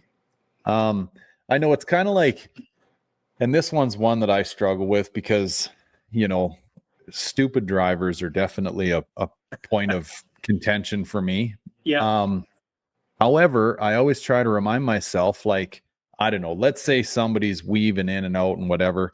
Typically, most people's first reaction is like, fuck, guy, you think you're better than the rest of us? Like, we're all trying to get wherever. Yeah. Stop being an asshole. Yeah. But maybe his mom's in the passenger seat dying. That's right. Yeah. You know what I mean? Like, you don't know. Yeah. Or his kid just broke their neck at school. Like, you do not know what someone's going through. Well, if I could trade places with anybody right now, I wouldn't do it. Yeah. I know my battles. I know my demons. I mean, anybody. If I had the opportunity to just trade everything, I wouldn't do it. I'll keep my battles and my demons and my life. And, I'd rather have what I know. You know what I mean? Mm-hmm. So, yeah, I'm with you there. Yeah, and I'm not in that big of a hurry anyway. I'll get there when I get there. Yeah. So. Yeah. It's true, man. I know I think about this every day. And very, very grateful for, whatever opportunity I've had to be able to appreciate this. But, pretty much like I can say wholeheartedly, when I lay my head down on the pillow at night, I have done as many things as I can possibly do. Like all the high level priorities have been ticked off. Yep. And if I can't say that, I get it back out of bed. Like, whether it's like, sure, if I don't, I guess where I'm going with all this is like, if I don't wake up tomorrow, I've done everything that I can do, that I can control that night before I went to bed. Yep. Now, sure, if you wake up the next morning to take your last few breaths, you're going to go, shit, I probably should have called Mike, or like there's going to be those little things. But listen, unless, you and Mike got off the phone the last time and it wasn't the best discussion or whatever, you left unfinished business laying out there. I mean, you know what, like you just, there's some things that are out of your control. As long as you were good the last time you spoke with them, great. Yep. Good enough. Yeah. Yeah. Did you kiss your kids goodnight? Actually, we're big on that in my house. Some people think we're crazy, but like everybody says I love you before they leave. This one's kind of goofy, but like we don't say goodbye when we hang up the phone. We always say see you later. Yeah. And it's just those little things that I think like kind of start tweaking your brain towards like just being grateful for this second right now, being as present as possible. Yep. Well, see, that makes me happy because you guys understand it. A lot of people do not understand. I kiss my little dog on the forehead before I go to work. Judge me if you need to. I tell him I love him and I'm going to work. He has no clue what any of that means, and I really don't care. But I know that I told the little feller that I was heading to work, So I think Mr. Meow knows when I tell him. Yeah, okay. Yeah. It's funny, buddy. I do the same thing. Yep. I know our dog is we talk to him just like he's one of us. Yep. And we say, see you later to him too. Yep. And, I don't know. It's just it's these small little kind of tweaks to your already crazy day that I think just amalgamate to being very present and grateful, Yeah. And like you said, buddy, I think some people get grateful and, maybe you're just grateful because you got 6 Celines. Yeah. And that if anyone that's listened to this point in time thinks that's what is being said, you're so fucking dead wrong. It's not even funny. Yeah. Like, we don't care about none of that shit matters. No, we don't care. We don't care. I've got a whole lot more cars that I'm not even mentioning because the cars are honestly irrelevant. The cars bring us together. But, this time next year, if you bring me back on here, I'm not going to have probably any of those lanes. I'll have them, different ones or whatever, because the cars are just a small piece to the puzzle. It's the connections and the conversations and the way that you treated somebody when I was watching you at the show. You know what I mean? Yeah. That's what matters to me. Yeah. I mean, we actually, so Chris, I'm not throwing you under the bus, but I kind of am here. So he's one of my buddies that gives me like as much shit as possible over this car of mine that I've had since I was 17. Yep. And for me, it's kind of what you just said. Like, I've owned that car that many years. Somehow I've made it this far with it, and I didn't twist it around a pole or anything. Yep. Or thank goodness didn't have to sell it to, buy this or buy that, whatever. It's just always been part of my life. Yep. So much so that the wife bugs me, right? She says, "Oh, you're going down to see the first wife, aren't you?" Right? Yeah. Like, it's an ongoing joke. And they bug me because I said, like, quite honestly, there is no amount of money that could ever take that car away from me. The only thing that I would ever get rid of it for, and I mean, hell, if I was in you and your mom's situation and I needed $250 for kerosene, I would then part ways with the car. Yes, that's right. But like, in the half-assed comfortable situation that I am in life, no amount of money would take that car away from me. That's right. Yes. Because of the memories. Like, hell, here's a good one. We're at Pitts and I got some Fiddle Fart Fab rad support brackets. Yep. And whatever. Sounds like the first batch of these things just fit like shit. So here I am out there with a fucking 3/8 extension and a hammer, because I'm fucking 3,300 miles away from home, and I brought a toolbox that you'd be embarrassed to hand anybody's your tools out of, but like, this is what I had to travel with. Yeah. And I'm beating the shit out of my rad support to make these brackets work. And all these guys are, the night before, they're trying to throw numbers at me like, how much would it take to sell that car? And I'm like, no amount of money. Yeah. So then the next night I'm beating the piss out of it with a hammer and a 3/8 socket or extension. Yeah.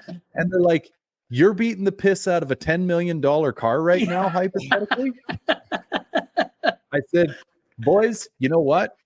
This, to me, makes this car even more special because every single one of you is now part of this car's memory. That's right. You were on that fucking driveway when I beat the shit out of that rad support to make those brackets work. Yep. Yeah. And that means more to me than any of this bullshit. Oh, absolutely, man. Yeah. Yeah. Well, the car can leave and you have that memory, That's just it. That's right. Yeah. Yep. Yep. And, like, so a couple of the scenarios they threw at me, well, okay, let's say you got $1 million for the car, which is just outrageous. Oh, yeah. Yeah. Yeah. You could buy another one. And I said, yeah, but you know what? It wouldn't have my buddy's greasy fingerprints on the fucking roof liner. Yes. Because I remember, dude, this is actually a pretty funny story. We picked him up from work. We were like 18, 19. He was working down at his dad's automotive shop. Picked him up. We're going to this bush party. And he goes, guys, you got to drop me off at the house. I need a quick shower. We're like, no, we can't. The beer's cold. We're going. So on the way up there, he's like, guys, I smell like fucking motor oil and exhaust. Like, do you got an air freshener or something? I said, oh, it's funny you ask. I got like a spray bottle of some sort of car air freshener, but like with a bit of a musk smell to it. I'll be damned. We're not standing around that campfire. And all these girls are coming up to him going, what kind of cologne do you got on? Oh, wow. Car air freshener. But that's a memory that I have in that car, and those fingerprints are still in the roof. That's awesome. And it means something to me, Yes. Oh, yeah. Yeah. I don't even want the fingerprints off of it. I want them there. That's right. Yeah, because you remember that night. Yeah. No. Every time I look up, I go, fucking scrubber, that greasy bastard. I know I give you a hard time, Gary, but at the same time, I think the point is you're not in the we need $2.50 for kerosene thing. Like my white notch is the same story as your green dragon, right? Like it was one of the earlier cars I got, and yeah, I sold it for whatever reasons. But then I got to a point in my life where I had an opportunity to buy it back. And even though some would argue I overpaid for it, but in my mind, I'm like, I'm getting it back in the same, if not better condition. And it would have cost me more to maintain it or store it over the 10 years it was gone than it is for me to buy it back right now. So in my mind, I had the money.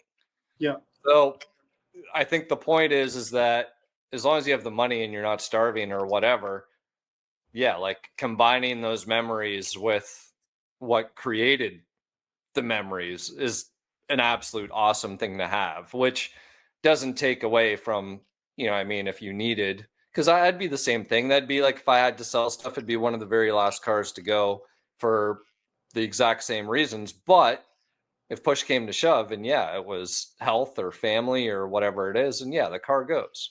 But right now I'm not interested in selling it. So, okay, here's a question for you, BJ. Have you ever thought about tracking down that 88 GT? It actually went across the crusher. Did it? It did. Yeah.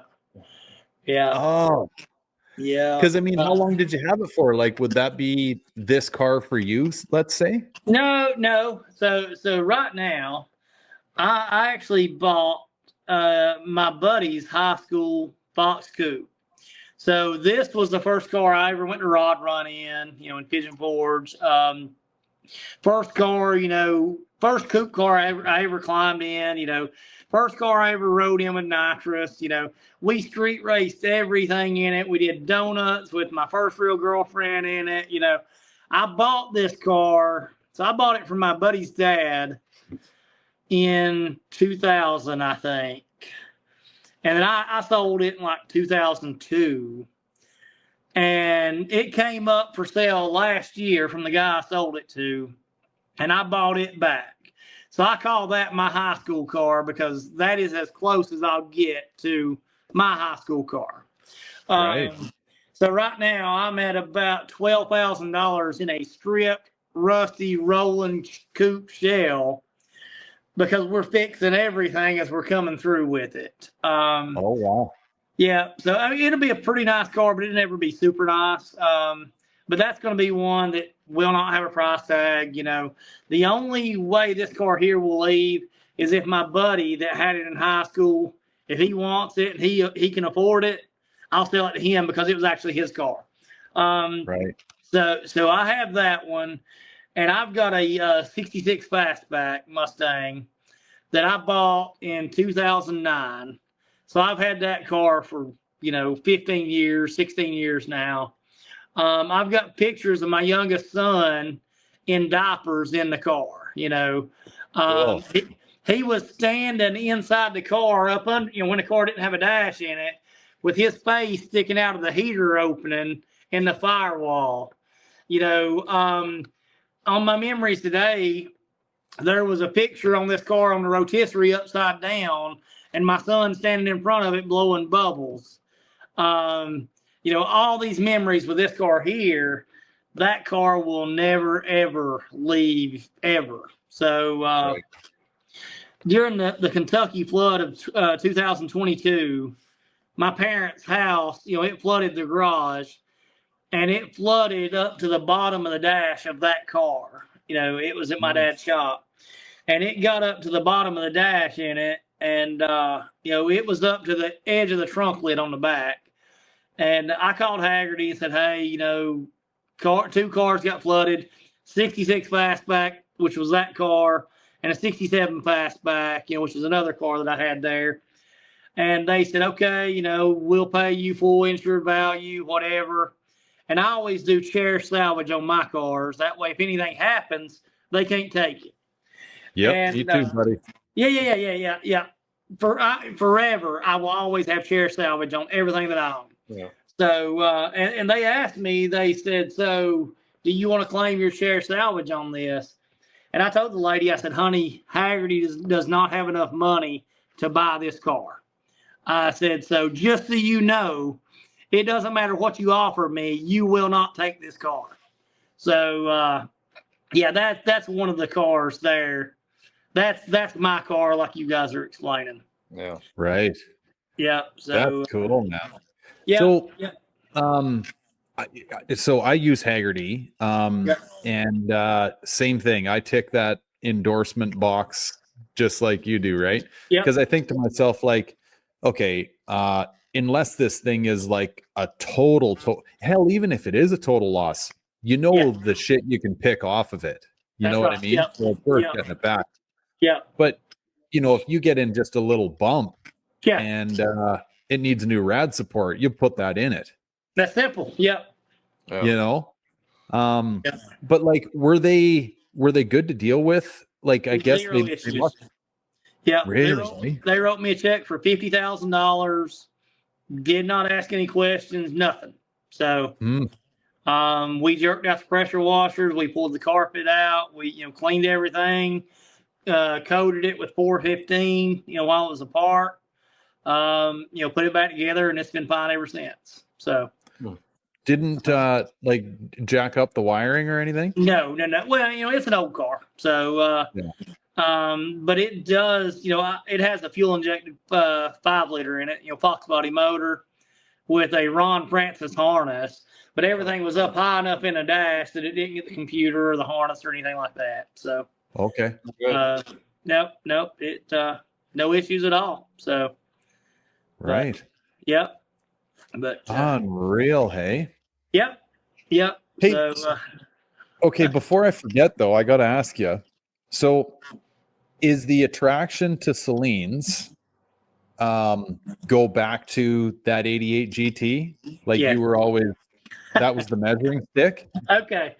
So I'm gonna give the guys something to bully me about here. So so this car, my 88 GT was a blue and silver car.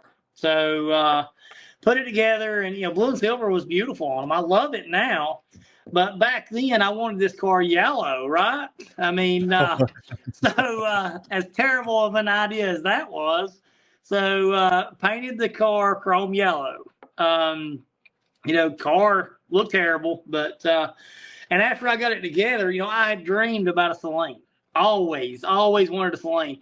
So I took a magic marker and wrote 88 on the front left corner of the front bumper cover, like you would find on a Celine.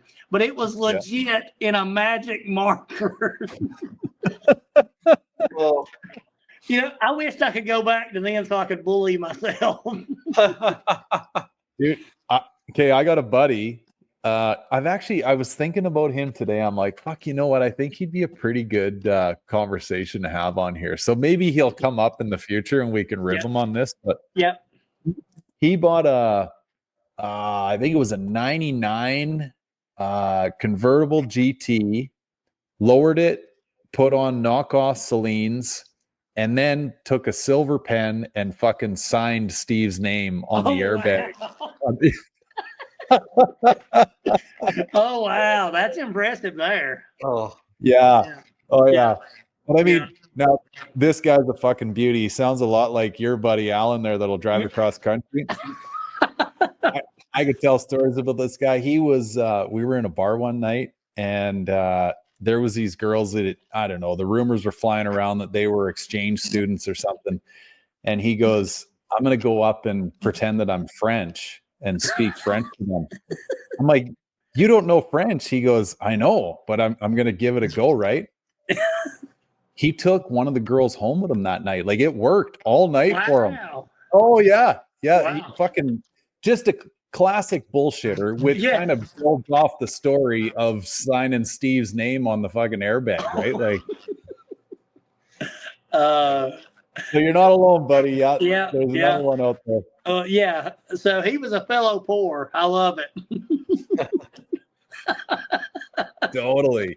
That's awesome. Dude, it's funny you say this about yellow, because my green coupe, which is still for the most part like, original panels and paint, whatever.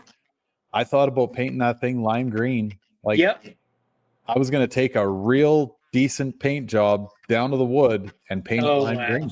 Oh wow. Yeah. Like, well, that thank God I didn't. That was a popular color back then. Like it was. The Yeah. purple, Right. yellows, the Yep. lime greens, Yeah. all the mini trucking stuff. Yeah, well, that's Yep. right. You know, so I done this car in '96. So yeah, I mean, it was the heart of it. Yeah. Yeah. Yeah. Yeah, the brighter the better, right? And like just something to get noticed on Main Street. Seriously, that's what it was. Yeah. Yeah, because I wanted to highlight just how rough the car actually was. Yeah. Okay, so then at the time, Celine was like, that was the goal, the stretch goal. Oh yeah. And so Yeah. now that life's kind of taking you down the path that it has, it's like, okay, well, this is going to become a reality. Yep. Yeah. Cool. Yeah. It's and it's just kind of spiraled out of control, just a few junky Celines here and there. And now I'm probably up to 22 or 23 foxbody Celines that I've had. So over the years. Yep. Yeah. Over the years. Yep. Wow. Yep. Kind of crazy, but yeah, no doubt. Hey, fuck. Yep. And it's crazy how many people that come up to you and tell you they've never seen one in real life. Right. Yep. Yep. But yep, they're just a conversation piece. Yeah. Yeah. That's what it is.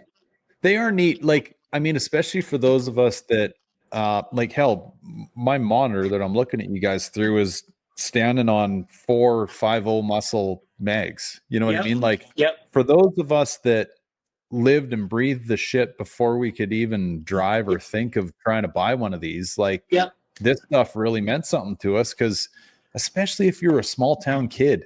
Yep. Oh, yeah. Like, yeah. Maybe if you lived in Corona, California, and you can go down and see the showroom or whatever, it wasn't such a big deal. But like, hell, we didn't even get fucking records or CDs in my town. Like, you had to go out of town just to listen to music. Yeah. Like, yeah. Gee. Yeah. This stuff was a big deal. Yeah. And I mean, actually, so Chris knowing Molly Celine, we had her on the pod early on, and like, I'll be honest, man, like, I was like, holy shit. Like, I'm literally like, this is the daughter of the guy that, it just starstruck me. Yeah. Well, what's funny is I'll get people that will call me or message me on Facebook and say, hey, Spring from Celine told me to holler at you. And, really? Yes.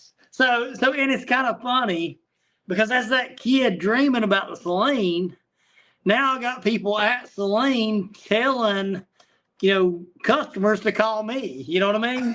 Wow. I mean, it's really full circle at that point.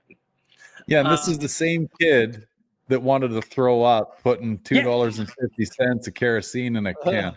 Seriously, man. I mean, it's really cool, when you see it from all the angles, and that's what I was telling you earlier, when you're looking across that bridge in this rough, multicolored fox body, and you see this Rapper 93 Cobra R, now I'm over here with a Cobra R, so to speak, if you look at, stuff that I've had, but I still see myself as over here in this raggedy old fox body looking across there. You know what I mean? I'm over here with this guy saying, man, look at that Cobra R over there. You reckon we can ever have that? Yeah.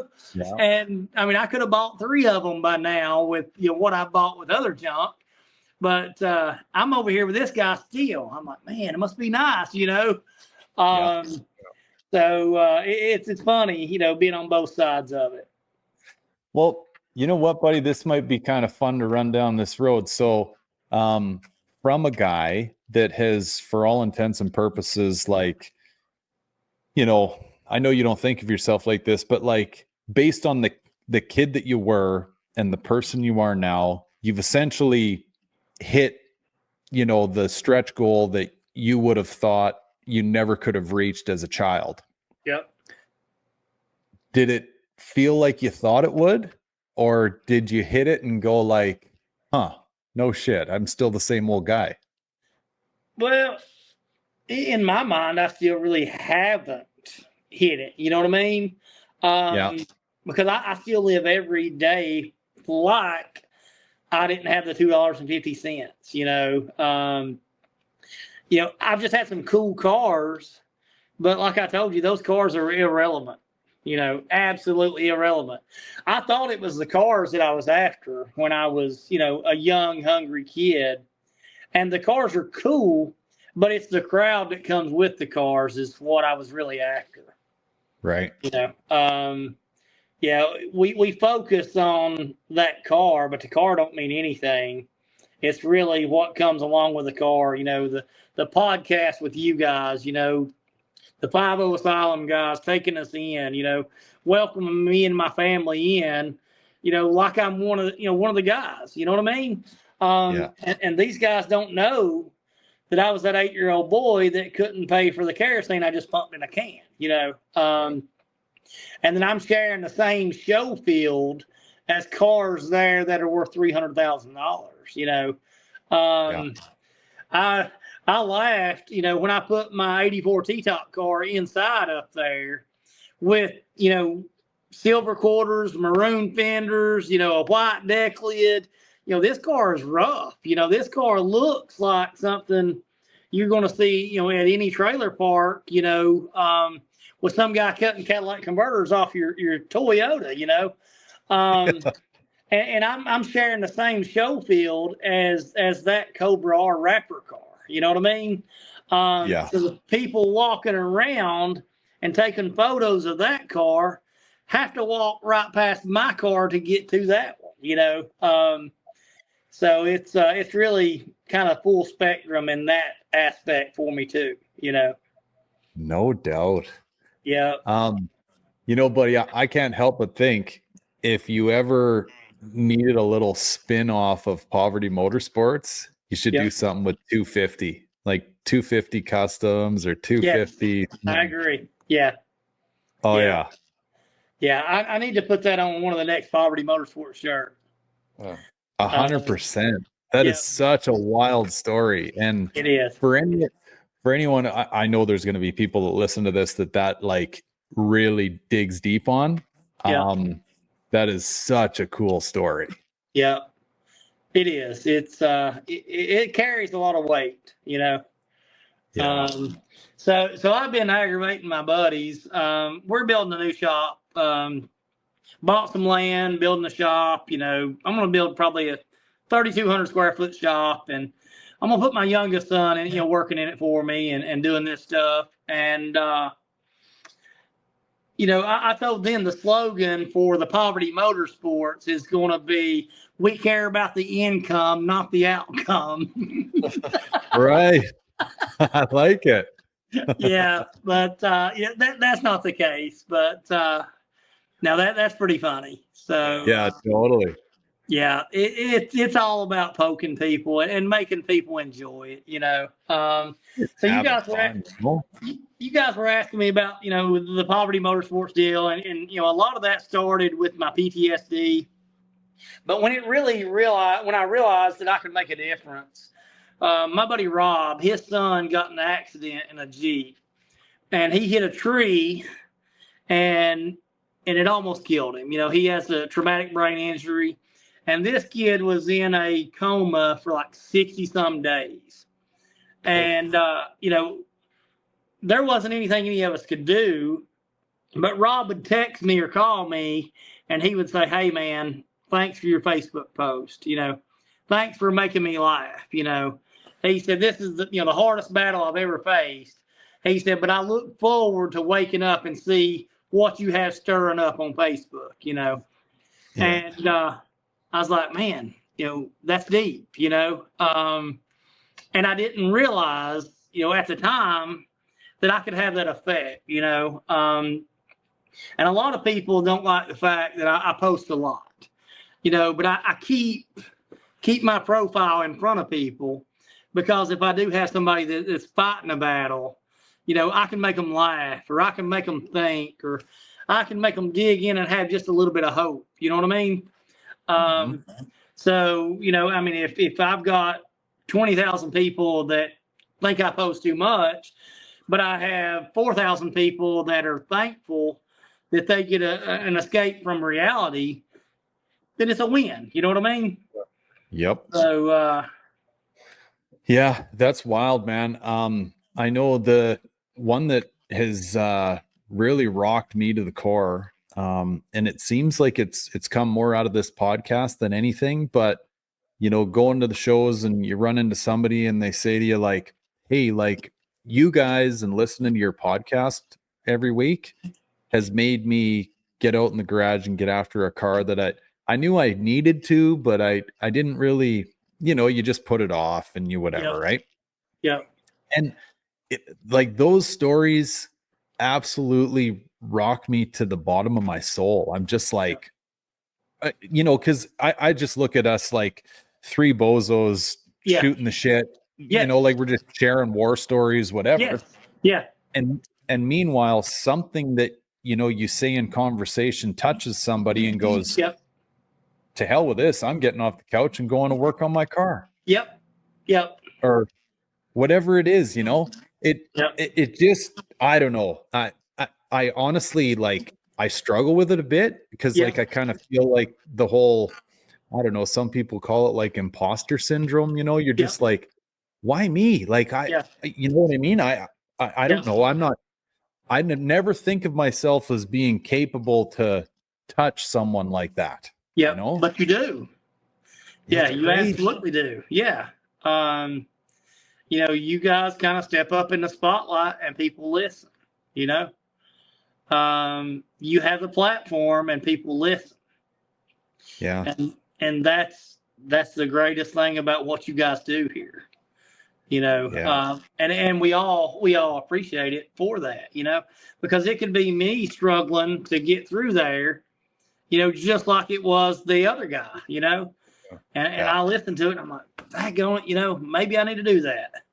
Right. And you know, so and we all get in a rut eventually. And we got somebody to show up and pull us out, and we're good to go, you know. Yeah, it's true, man. I mean, it kind of goes back to like you're saying about the boys at the Breakfast Club, like stuff like this that, you know, we spend a handful of hours doing every week, whatever. It's something that somebody out there might know is available to them if they want to just go for a drive and turn it on and almost feel like they're part of the boys at the Breakfast Club for a couple hours or whatever. And that's why I never ever like shy away from conversations. Like, you know, we've touched on a couple of pretty deep topics here today, and it's like, this is, I think anyway, it's stuff that I'm interested in, stuff I love talking about. And there's got to be one other person out there that goes like, shit, you know, I really needed to hear that today. Or whatever, right? It helps them out in some way. Well, I agree. That's pretty cool. Yep. Well, it just pushes a little momentum into the hobby. Yeah. You know? We're not asking people to do it. I'm just telling you what drives me, you know what I mean? And you're telling me what drives you. And somebody else picks up on it and think, you know what? That drives me as well. They just hadn't thought about it. Yeah. Yeah, it's so true, man. And it's funny too, because, well, much like your Facebook posts, like, sure, you've got that little indication somewhere on your page that says how many people are technically following you. But when you send something out, you know, that might, you don't know how many people it's going to hit. That's right. You know, just like when we started this pod, hell, we started it because we thought, well, first and foremost, we were like, okay, YouTube's YouTube and they don't like swearing, and we kind of like cut loose. Why don't we just start some bullshit thing that we don't really know much about or really technically even care about, and let's just talk and we'll send it out there and see what happens. You know, like whatever. And hell, here we are 3 years later. And awesome. yeah, and buddy, I can't tell you like just how, like, I'm still on the same level of cloud nine that I was coming out of pits for how many people, like I don't know how many times, Chris, you and I had a minute in the tent or whatever. I'm like, dude, how many people have you talked to today that brought up the pod? And he's like, everybody. I'm like, fuck, man, it's blowing my mind. Like, it's unbelievable. And again, I'm sure we've pissed a few people off here and there, but for the most part, like 99.9% of folks are going like, dude, like that story you told or whatever, it's all the stuff. And all of a sudden you've got that same small town group of buddies that seems like they're all over North America or the world for that matter. Yep. And that's the internet. That's awesome though. Yeah. Yeah.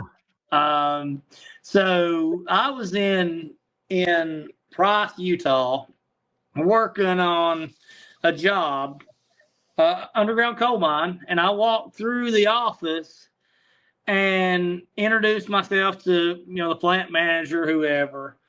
And he said, "You're BJ Adams?" And I said, "Yes, sir." He said, "Well, my son follows you on Facebook. He's a car guy." And I'm like, and you go, "Oh, yeah. What did I say? What did I do?" Yeah. I'm like, how is this going to go here? But, I'm the kind of guy, I stand by what I say. If I say it on Facebook, I'm going to tell you your face. But he was actually somebody that followed me and actually had liked me, I guess, because it went okay. He didn't whip me. So, that's good. Yeah, it's pretty fun. That's unreal, buddy. Yeah. I had a guy here. Well, I ran into him here locally, but he was just passing through, from outside of town. And he, same kind of deal, like sort of put it together, but wasn't quite sure. And he goes, "Yeah, I watched you on YouTube and whatever." And anyway, he goes on to say, he says, the thing that really stood out to me is, he goes, "I was in the middle of watching your video and I went down into the comments," and he goes, "I noticed you respond to every single comment." And he goes like, 1, how do you do that? 2, why do you do that? And 3, holy shit, it impressed the hell out of me. Yeah. And I'm like, "Listen, dude, if you haven't heard me say this somewhere else, because I tend to say it a lot, I'm like, I'm a small town kid. I still can't believe anybody wants to listen to anything I've got to say." Yeah. But they do. And I said, if they're willing to take the time to put a comment on something, absolutely, I'm definitely going to at the very least thank them for it. Yes. Yes. Because that's me. Like, that's my core, Yeah. What would happen if you're like, I don't know, Whistling Diesel tomorrow, and like, are you going to hire someone that knows your brain to comment back to every single person? Yeah. Okay. It's funny you say this, buddy. Like, because you call up Alan and be like, "Alan, I need you to respond to all these comments." Well, here's what's kind of funny about this for me is, I guess as much as the end goal or whatever you want to call it of social media is to be like, the biggest, baddest, whatever, I'm actually kind of grateful where I'm at, because I can still do that. You know what I mean? I can still manage it or whatever. Because I don't know what I do. Like, I think it'd definitely be a full-time job. How could you manage 1,000 comments a day? You couldn't. Well, that's just it. So that's why I asked the question. Like, would you get people for that? Like, would you rather have somebody respond on your behalf, or would you rather be selective with certain comments and just be qualitative in your approach from that perspective? Yeah, I think I don't know. That's a tough question. Like, I 100% would not ever, that's not me at all in my DNA. Like, I could never hire someone to comment for me. Fuck. Like, yeah, you got problems if you're going to that level. But I don't know. I think I just have to find somebody go through and read all the comments and pull out the ones that, maybe have a little bit more meat to them. And then that way you here's a consolidation of, because like, you don't need to comment to just like, "Oh, hey man, really nice work." Like, that just needs a thumbs up. Like, somebody could do that, or the heart or whatever. Because like I get your point, and I think about it too. It's like I don't respond to every single one, but I definitely, if there's like some real meat in the comment or something, then you know what I mean, I'll sort of gravitate towards that. Which, you know, what's kind of funny about that, dude, is, you know, just you saying that, you know, you read them. You know, I guess you hope that the folks that took the time to write it knew that, but like maybe you, and here you said it on a pod, but maybe 50% of the people that follow you don't hear that. And maybe those 50 don't know that you've read it. Well, I give them a thumbs up so they know I read it. There you go. Okay. But I don't know. And shit, I almost feel like fucking weird even talking about this because it's such a we gotta get you ready. You gotta get you ready and prepared for the day that you make it. I know, but even talking about it at the current status, like it just feels like such a greasy, pretentious thing to be saying about shit. But anyway, what I like the most about those shows is like, you know, you get the opportunity for someone to really truly see that, like, hey, what I'm saying here or what I'm saying there, like none of that's bullshit. Like what you see is what you get. And I will never, ever, ever sell my soul to be something I'm not. Like, you know, it's fucking real and true and whatever. And so we will never see Gary made for TV. Fuck no. No, I think that's probably why we don't get TV deals, dude.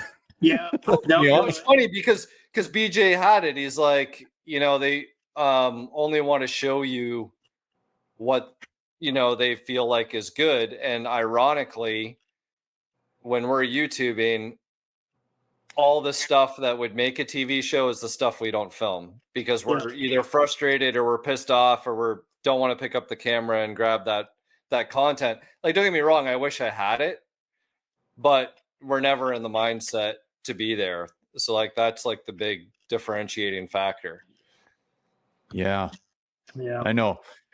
It's kind of weird. I don't know. Like again, the fact that anybody out there wants to listen to me work on a car or talk about deep life events or whatever is still just such a trip for me. I don't know, goes back to that whole grateful thing, you know, because it just, like you said, BJ, knowing that you've potentially touched someone else's life in a positive manner, I can't even put it to words, you know. It really, really touches me, you know. Well, it makes a difference.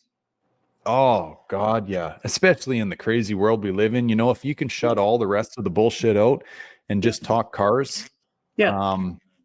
Because like you said about the Breakfast Club, it's like garage beers or it's whatever, you know, like that's where guys thrive. Like, you know, you can get drunk and you can cry, you can do whatever you need to do. Like it's the boys need more of that. Yep. You know? I agree. Yep. Yeah. Whatever it is. I mean, nothing's off limits. No. Are you, buddy? I can't help but notice. Are you on the road right now? I am. Yep. I love it. Yeah. Yeah. I work on the road a bunch. So, yep. So you're in a hotel right now? Yep. I'm in a hotel in Charleston, South Carolina. Okay. Yeah. So, and you'd mentioned like your job will take you all the way out to Utah, like you're all over the place. Yeah, used to. Now I'm pretty much within 3 hours of home base in South Carolina. But in a couple of weeks, I'm going to Birmingham, Alabama. You know, I still go some places, but it's really, you know, volunteer now. So. Okay, you can turn it down if it's whatever. Yeah. Well, that's all right. Yeah. If you don't mind me asking, buddy, so how did you bridge the gap between things going the way they went under Obama and the coal mines and all that to where you're at now? Well, so, you know, I've worked for the Department of Labor for 16 years. So when I was in coal, I was actually a coal mine inspector. So I would go underground with the guys and, make sure they're safe and, doing what they're supposed to be doing. And if they weren't, I would issue violations and take corrective actions to, get them back on the right path. So when all the coal mines started shutting down, we didn't have anywhere to go in Eastern Kentucky. And that's when we started going out west. I would go to Utah, New Mexico, Colorado, Ohio, Pennsylvania, wherever, Indiana, Illinois, anywhere to help out because we didn't have enough people working back home. Mm-hmm. So we did that for a while. And then finally I got tired of being gone for, a month at a time. So they offered me a government position here inspecting rock quarries, doing rock quarries, cement plants, gold mine, stuff like that. And they told me I would be within 3 hours of home base. So after that, I thought, after spending 30 days in Price, Utah, being able to drive home if something happened sounds a whole lot better than, flying home for 2 days. Yeah. So, we made the decision 10 years ago to hop over on this side and been really good to us. Right. Huh. So, And so home base is in South Carolina there? Like that was what took you guys out of Kentucky? Yep. So I live 95 miles from home base. Right. But I drive in on Monday morning and I typically drive home on Thursday evening. So, okay. Yep. So not terrible. Yeah. Yeah. Huh, so the wife keeps the fire stoked at home when you're out doing the thing and Yep. Well, my oldest son, he moved out. He's 23. So he's on his own now. My youngest is 17. He'll be graduating in December. So it's almost empty nest syndrome soon. So right. Yep. She just hangs out and cleans the house, takes care of the dog, and does her thing. So right. What's your oldest son do? He actually is managing a tire store in Kentucky. He moved back to Kentucky here about 3 months ago. Okay. So the rent and stuff in South Carolina is pretty aggressive. So we had a home in Kentucky that we had rented, and he decided to move home and live there for free. So nice. Yeah, he's kind of spreading his wings a little bit and seeing what works for him and what doesn't. So, and then you said your youngest, so he's gonna. I know because you've been kind of like dripping on us here, this 3,200 square foot shop and whatever. Yep. So there's future aspirations for Poverty Motorsports. That's correct. Yeah, that's I'm looking at retiring from the day job maybe in the next 5 years. Okay. So I'm paying cash for, my land, all the grade work, concrete work, my building, my equipment. So I'm doing all this, out of pocket right now. And I'm hoping to have everything up and running by the time my son gets out of school in December. So I'm going to have him working on my flip cars and, I'll pay him X amount of money, weekly. And then anything that he generates revenue past that, we'll put in an account.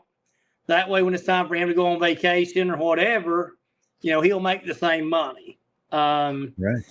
And then when I retire, I'm going to step out of my role and step right into one of the other bays, and I'll take on jobs, whether it's my flip stuff or doing headers on a Coyote or whatever. And just make enough for me to be satisfied. So that's awesome, buddy. Yep, that's my goal. We never know what life holds, and we never know if it works or it doesn't. But that's what I'm working toward. So I think it'll work. Right. Yeah, we all do. I got a funny feeling this is probably one of those things that you've thought long and hard about, where if you didn't do this, and God forbid tomorrow didn't come, you'd go, shit. Yep. That's right. Yeah. There you go. Yeah. Well, it's just, you eventually you have to make the leap, to see if you want to go bigger, if you want to, chase that as a living, and then I'll have 20 years in with the government, and I'll do a deferred retirement. I'll just roll my money into an account, leave it until I'm retirement age, and then I'll pull it out and do whatever I need to do. But right.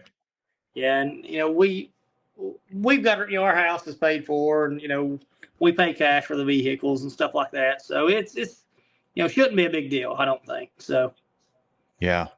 But I think that's great, bud, because a lot of people, hell, actually, I even know like people that have done really, really well for themselves. Yep. And they, start talking about, oh, next year's going to be the last year I'm retiring, right? And yep. I'm always curious. I'm like, so what are you going to do now? Right? Like, what are you going to do when you retire? Yep. And they say, oh, I'm going to golf. I'm like, oh, yeah. So you're trying to tell me that, on a Tuesday, you can't get a tea time till 2 p.m. Yeah. You're going to sit around and drive the wife nuts till 1. Yeah. Like there's no fucking way you're going to be happy. No. And you know what? I always say, like, and this probably goes for anybody that listens to this, like, we need to move. Like, nobody likes sitting around going from one end of Netflix to the other. Yes. So this whole fictitious idea we all have of retirement, like, do whatever you can do now to be as close to retirement as possible right fucking now. Yep. And that means, like you say, build that shop, like do something that, you're going to be able to stay out of the wife's hair, maintain marriage, hopefully. Yep. If not, you're going to be looking for a divorce. Yes. Like, just, I don't know. Like the whole cartoon idea of retirement is complete bullshit. Yep. Yeah, I agree. So I've already got it figured out what I want to make per day and everything, I want to make $300 a day. So, which is easy in today's market, right? Right. But in my mind, I think I want to make $1,200 a week. I'll work 4 10-hour shifts, and then Friday we'll do whatever we want to do with the boys, right? And in my mind, that's where I'm at. But in 5 years it may change, and I may need $400 a day. But that's what I'm trying to set myself up for. So nice. I don't think you should have any problem at all, buddy. Yeah, that's perfect. Yeah, I think so too. Especially if you. I was just gonna say, it seemed a little light. If you're working 410s, I mean, you have lots of room for labor inflation there, or at least I don't know how stuff is in South Carolina, but over here you're 150, 175 an hour. Oh, I know. Yeah, and I know that. So yeah, kind of the same thing. Like I said about my son, anything I make more than what my $300 that I want to clear, I'll throw that in an account. And when I want to take a 2-week trip to come see you guys, I'll just pay myself that same $300 a day when I'm hanging out with you guys. You know what I mean? So, that in my mind, that's what I want to do. So, no, it's a good plan. Yeah, but we'll see how it goes. Yeah, so I think it'll work. Totally, buddy. But, well, listen, you being in a hotel, you probably got to get some sleep. It's probably late for you, hey? Yeah, man, it don't matter. I don't sleep, but yeah. He's got to get one more Facebook post in before bed. There you go. Yeah. Oh, I've already told them that we were going to be on here, so these guys will be chomping at the bits, ready to see this. So, they love it.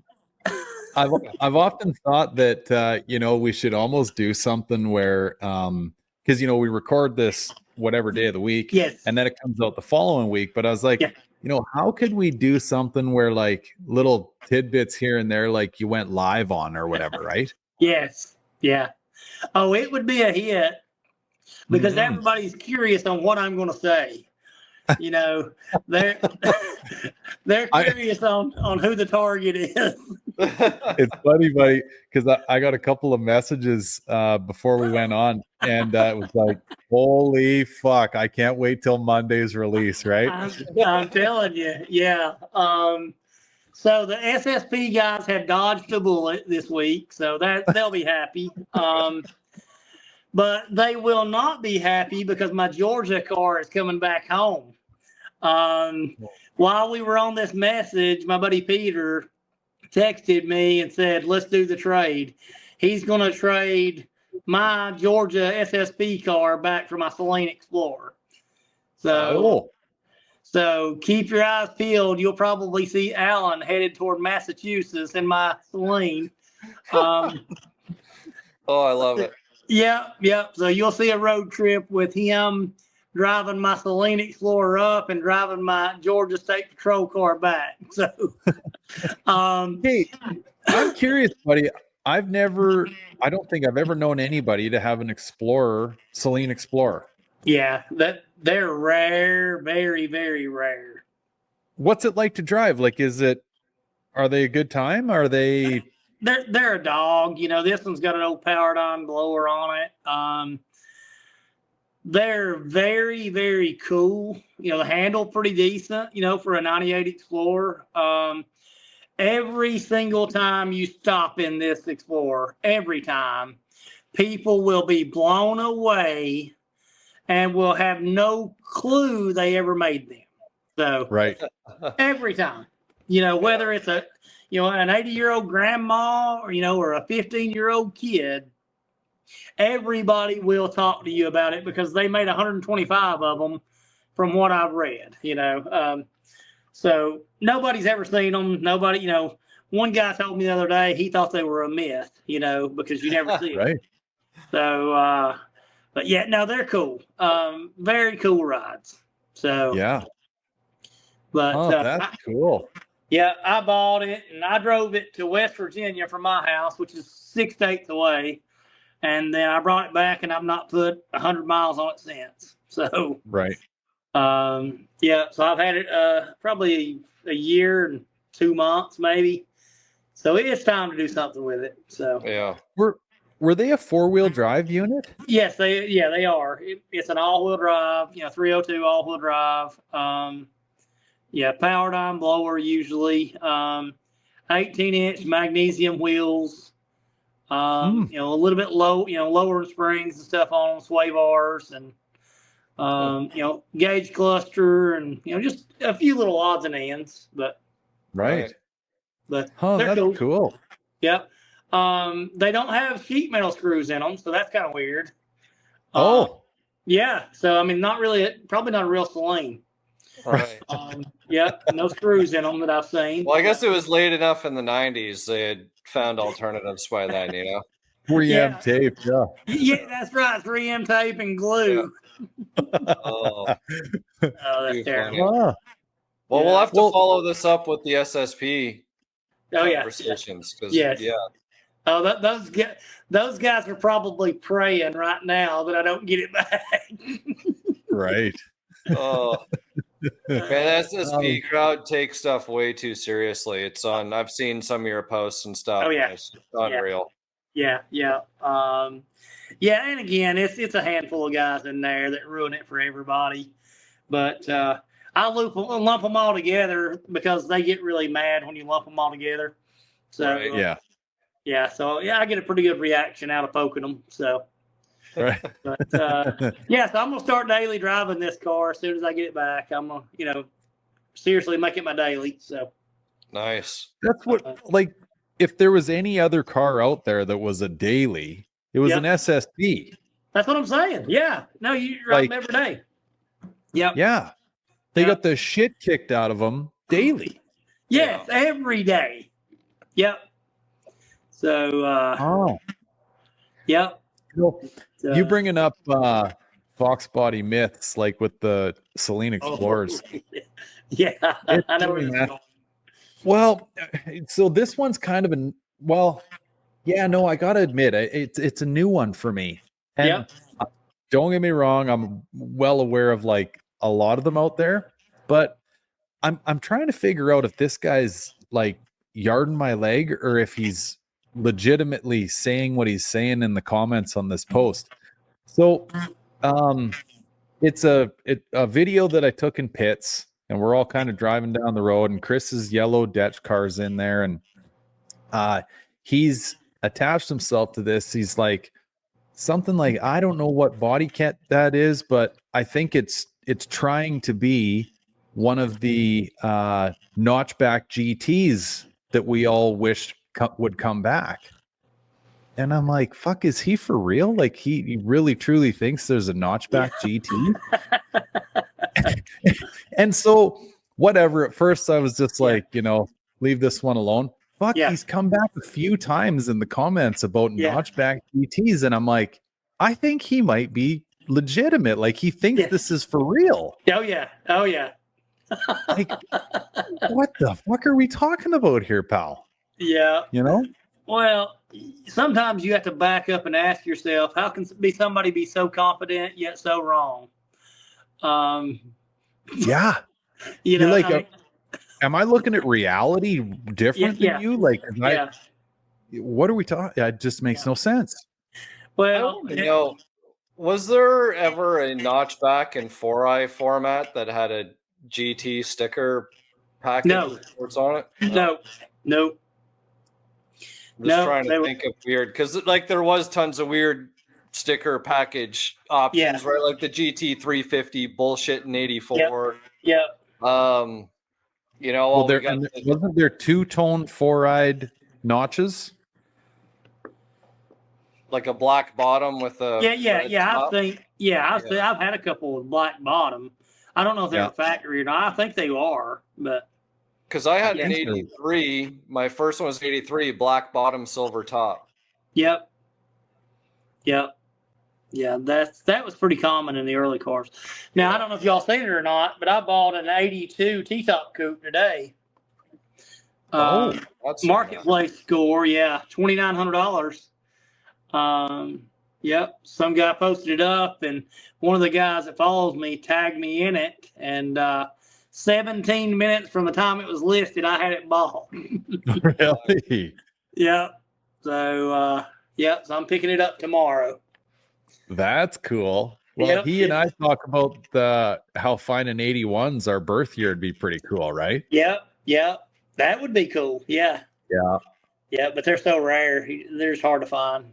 Yeah. Oh, it breaks my heart to think. Well, much like your 88, like how many have been turned into pop cans? Oh yeah, we destroyed them. Yeah. Well, used to we didn't want T-top cars. I scrapped plenty of them. Right. Yeah, and then now I'm buying the T-top structure and converting them. Yeah. Right. So, my buddy Clayton down in Alabama, I'm paying him $1,000 to do a conversion for me. I'll send him a car and a T-top section, and he'll do a conversion for $1,000. So put it onto a vert. Do it onto a vert. I've never done that. No. It's a coupe already, and he's putting a T-top top on. Yes. And all we're doing is we're just cutting the center section out like they did at CNC Concepts when they built them. And then, instead of riveting everything in, we're welding, the T-top panels in. I mean, it's actually a better job than what they did at the factory, I think. But right. But so I'm giving $600, $800 for a T-top section, then paying him $1,000 to do it. So for $2,000, I can have a regular coupe, a T-top coupe. So that's better built. Yeah, it's better built. But today I got lucky and found an original one, so made life easier. Yeah. Right. I don't know that I've even ever officially ridden in a T-top Fox. Oh, really? Yeah. Yeah. Well, actually, Chris, fuck that shitty old one you got in your buddy's barn. I never sat in it, but I've been around them, I guess. But I can't honestly say I've ever ridden in a T-top Fox. Wow. Yeah. They're actually pretty cool. If I had one, I'd treat them like a convertible, though. The glass stays in. Oh, Yeah. Yeah. no. I don't know. They look odd with the glass out. I don't know what it is, but it's cool when the glass is in, because then it's like, the glass could come out. It's like boobies. Yeah. Yes. Yeah, that's right. Yeah. Yeah. I think if I had one, I think I'd definitely take the glass out and I'd have fucking Eastbound and Down. Oh, you got the hair for it. Yeah, I got true. But Yeah. it's the Smokey and the Bandit, Yeah. Yeah. Find a little co-pilot, a little frog to ride with me, and off we go. Yep. Yeah, it'd work out pretty good. Totally. That's cool, buddy. So you're adding to the stable. Yep. Yep. Yeah, if they're cheap, I'll buy them. So totally. Got to keep it poor. Yeah, helping the poor is what I'm doing. The Shelby guys, I've got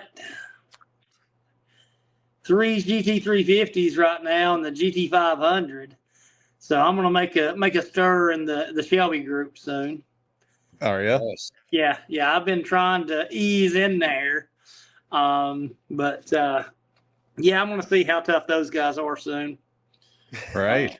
Load of gravel with my GT500. They'll like it. So, BJ, did you ever see, or heck, I want to say the guy might have been from Kentucky.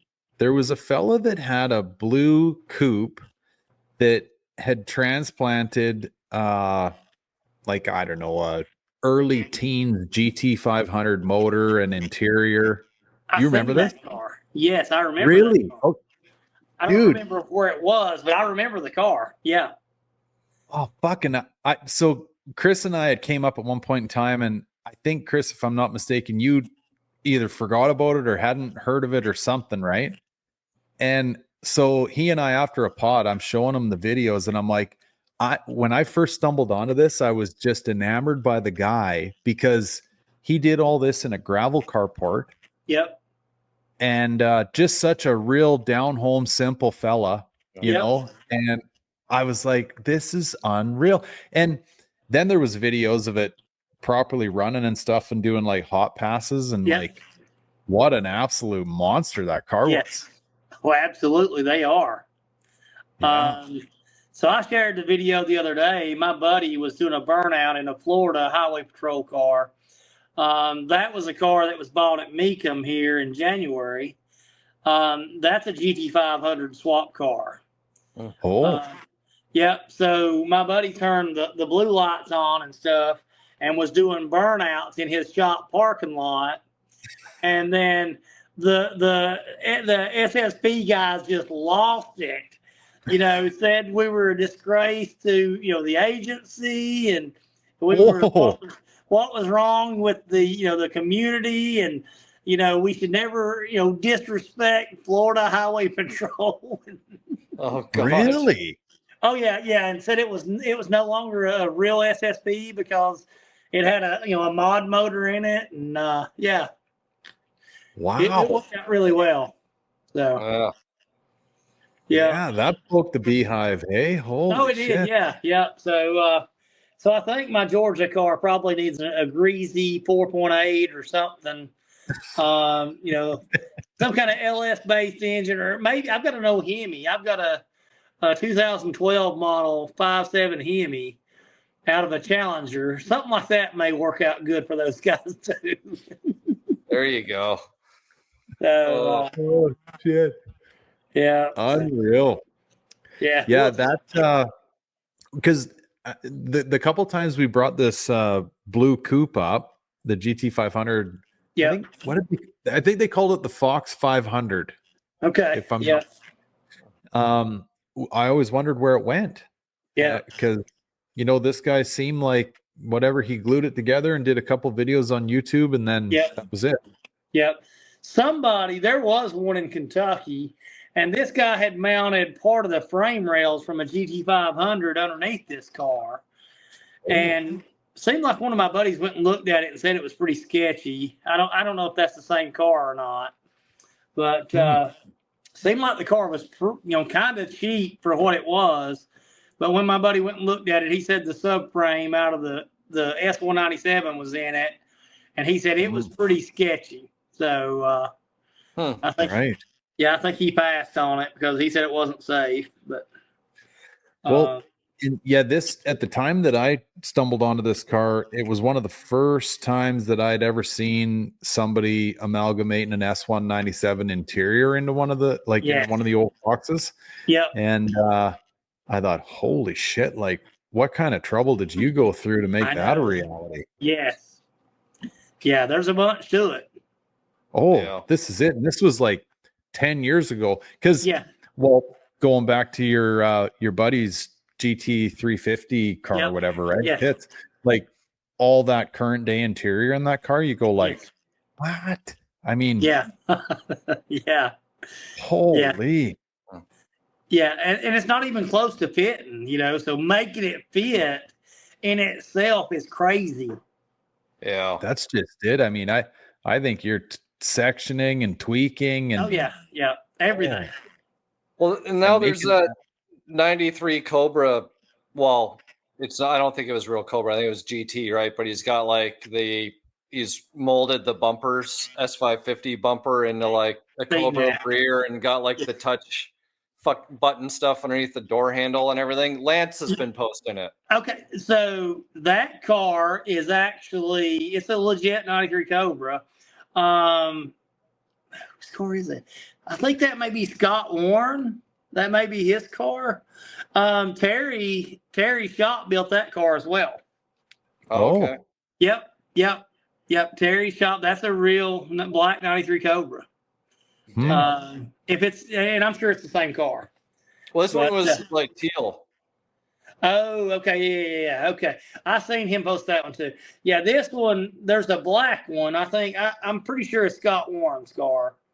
I could be wrong, but there's a black one that has, complete S550 interior, Coyote, everything. Okay. I know that car. That car I'm familiar with. But yeah, this teal one's just kind of popped out of nowhere. And I don't know, it's got mixed feelings just because of the way that they've like kind of put new bumper in the old bumper. Yeah. Wasn't that black one at Pitts? It was at Pitts, yeah. Right. Yeah. Okay. Very, very high end build as well. Yeah. Well, because we were looking at it. I mean, the firewall's been moved. Like that, it has. Yes. Yep. Yeah. So we need to call our buddy and get an opinion from the expert to see how the welds look on it. If it's a hack job or not. Yeah, because we couldn't identify it. We need to call him. Oh shit. Well, maybe that's a good place to wrap her, buddy. Fuck. Yeah. We don't need to give him any more airtime. Yeah. Well, BJ, man, I can't thank you enough for coming on and spending 3 hours with us, buddy. That was absolutely unreal. I appreciate it, guys. I appreciate the opportunity, and I appreciate you guys pushing the message. Well, absolutely, man. Keep it poor. Yeah. We're looking out for the fours around here. Support the fours. That's right. Okay. Well, on that note, folks, thanks for listening, and we'll catch you next week.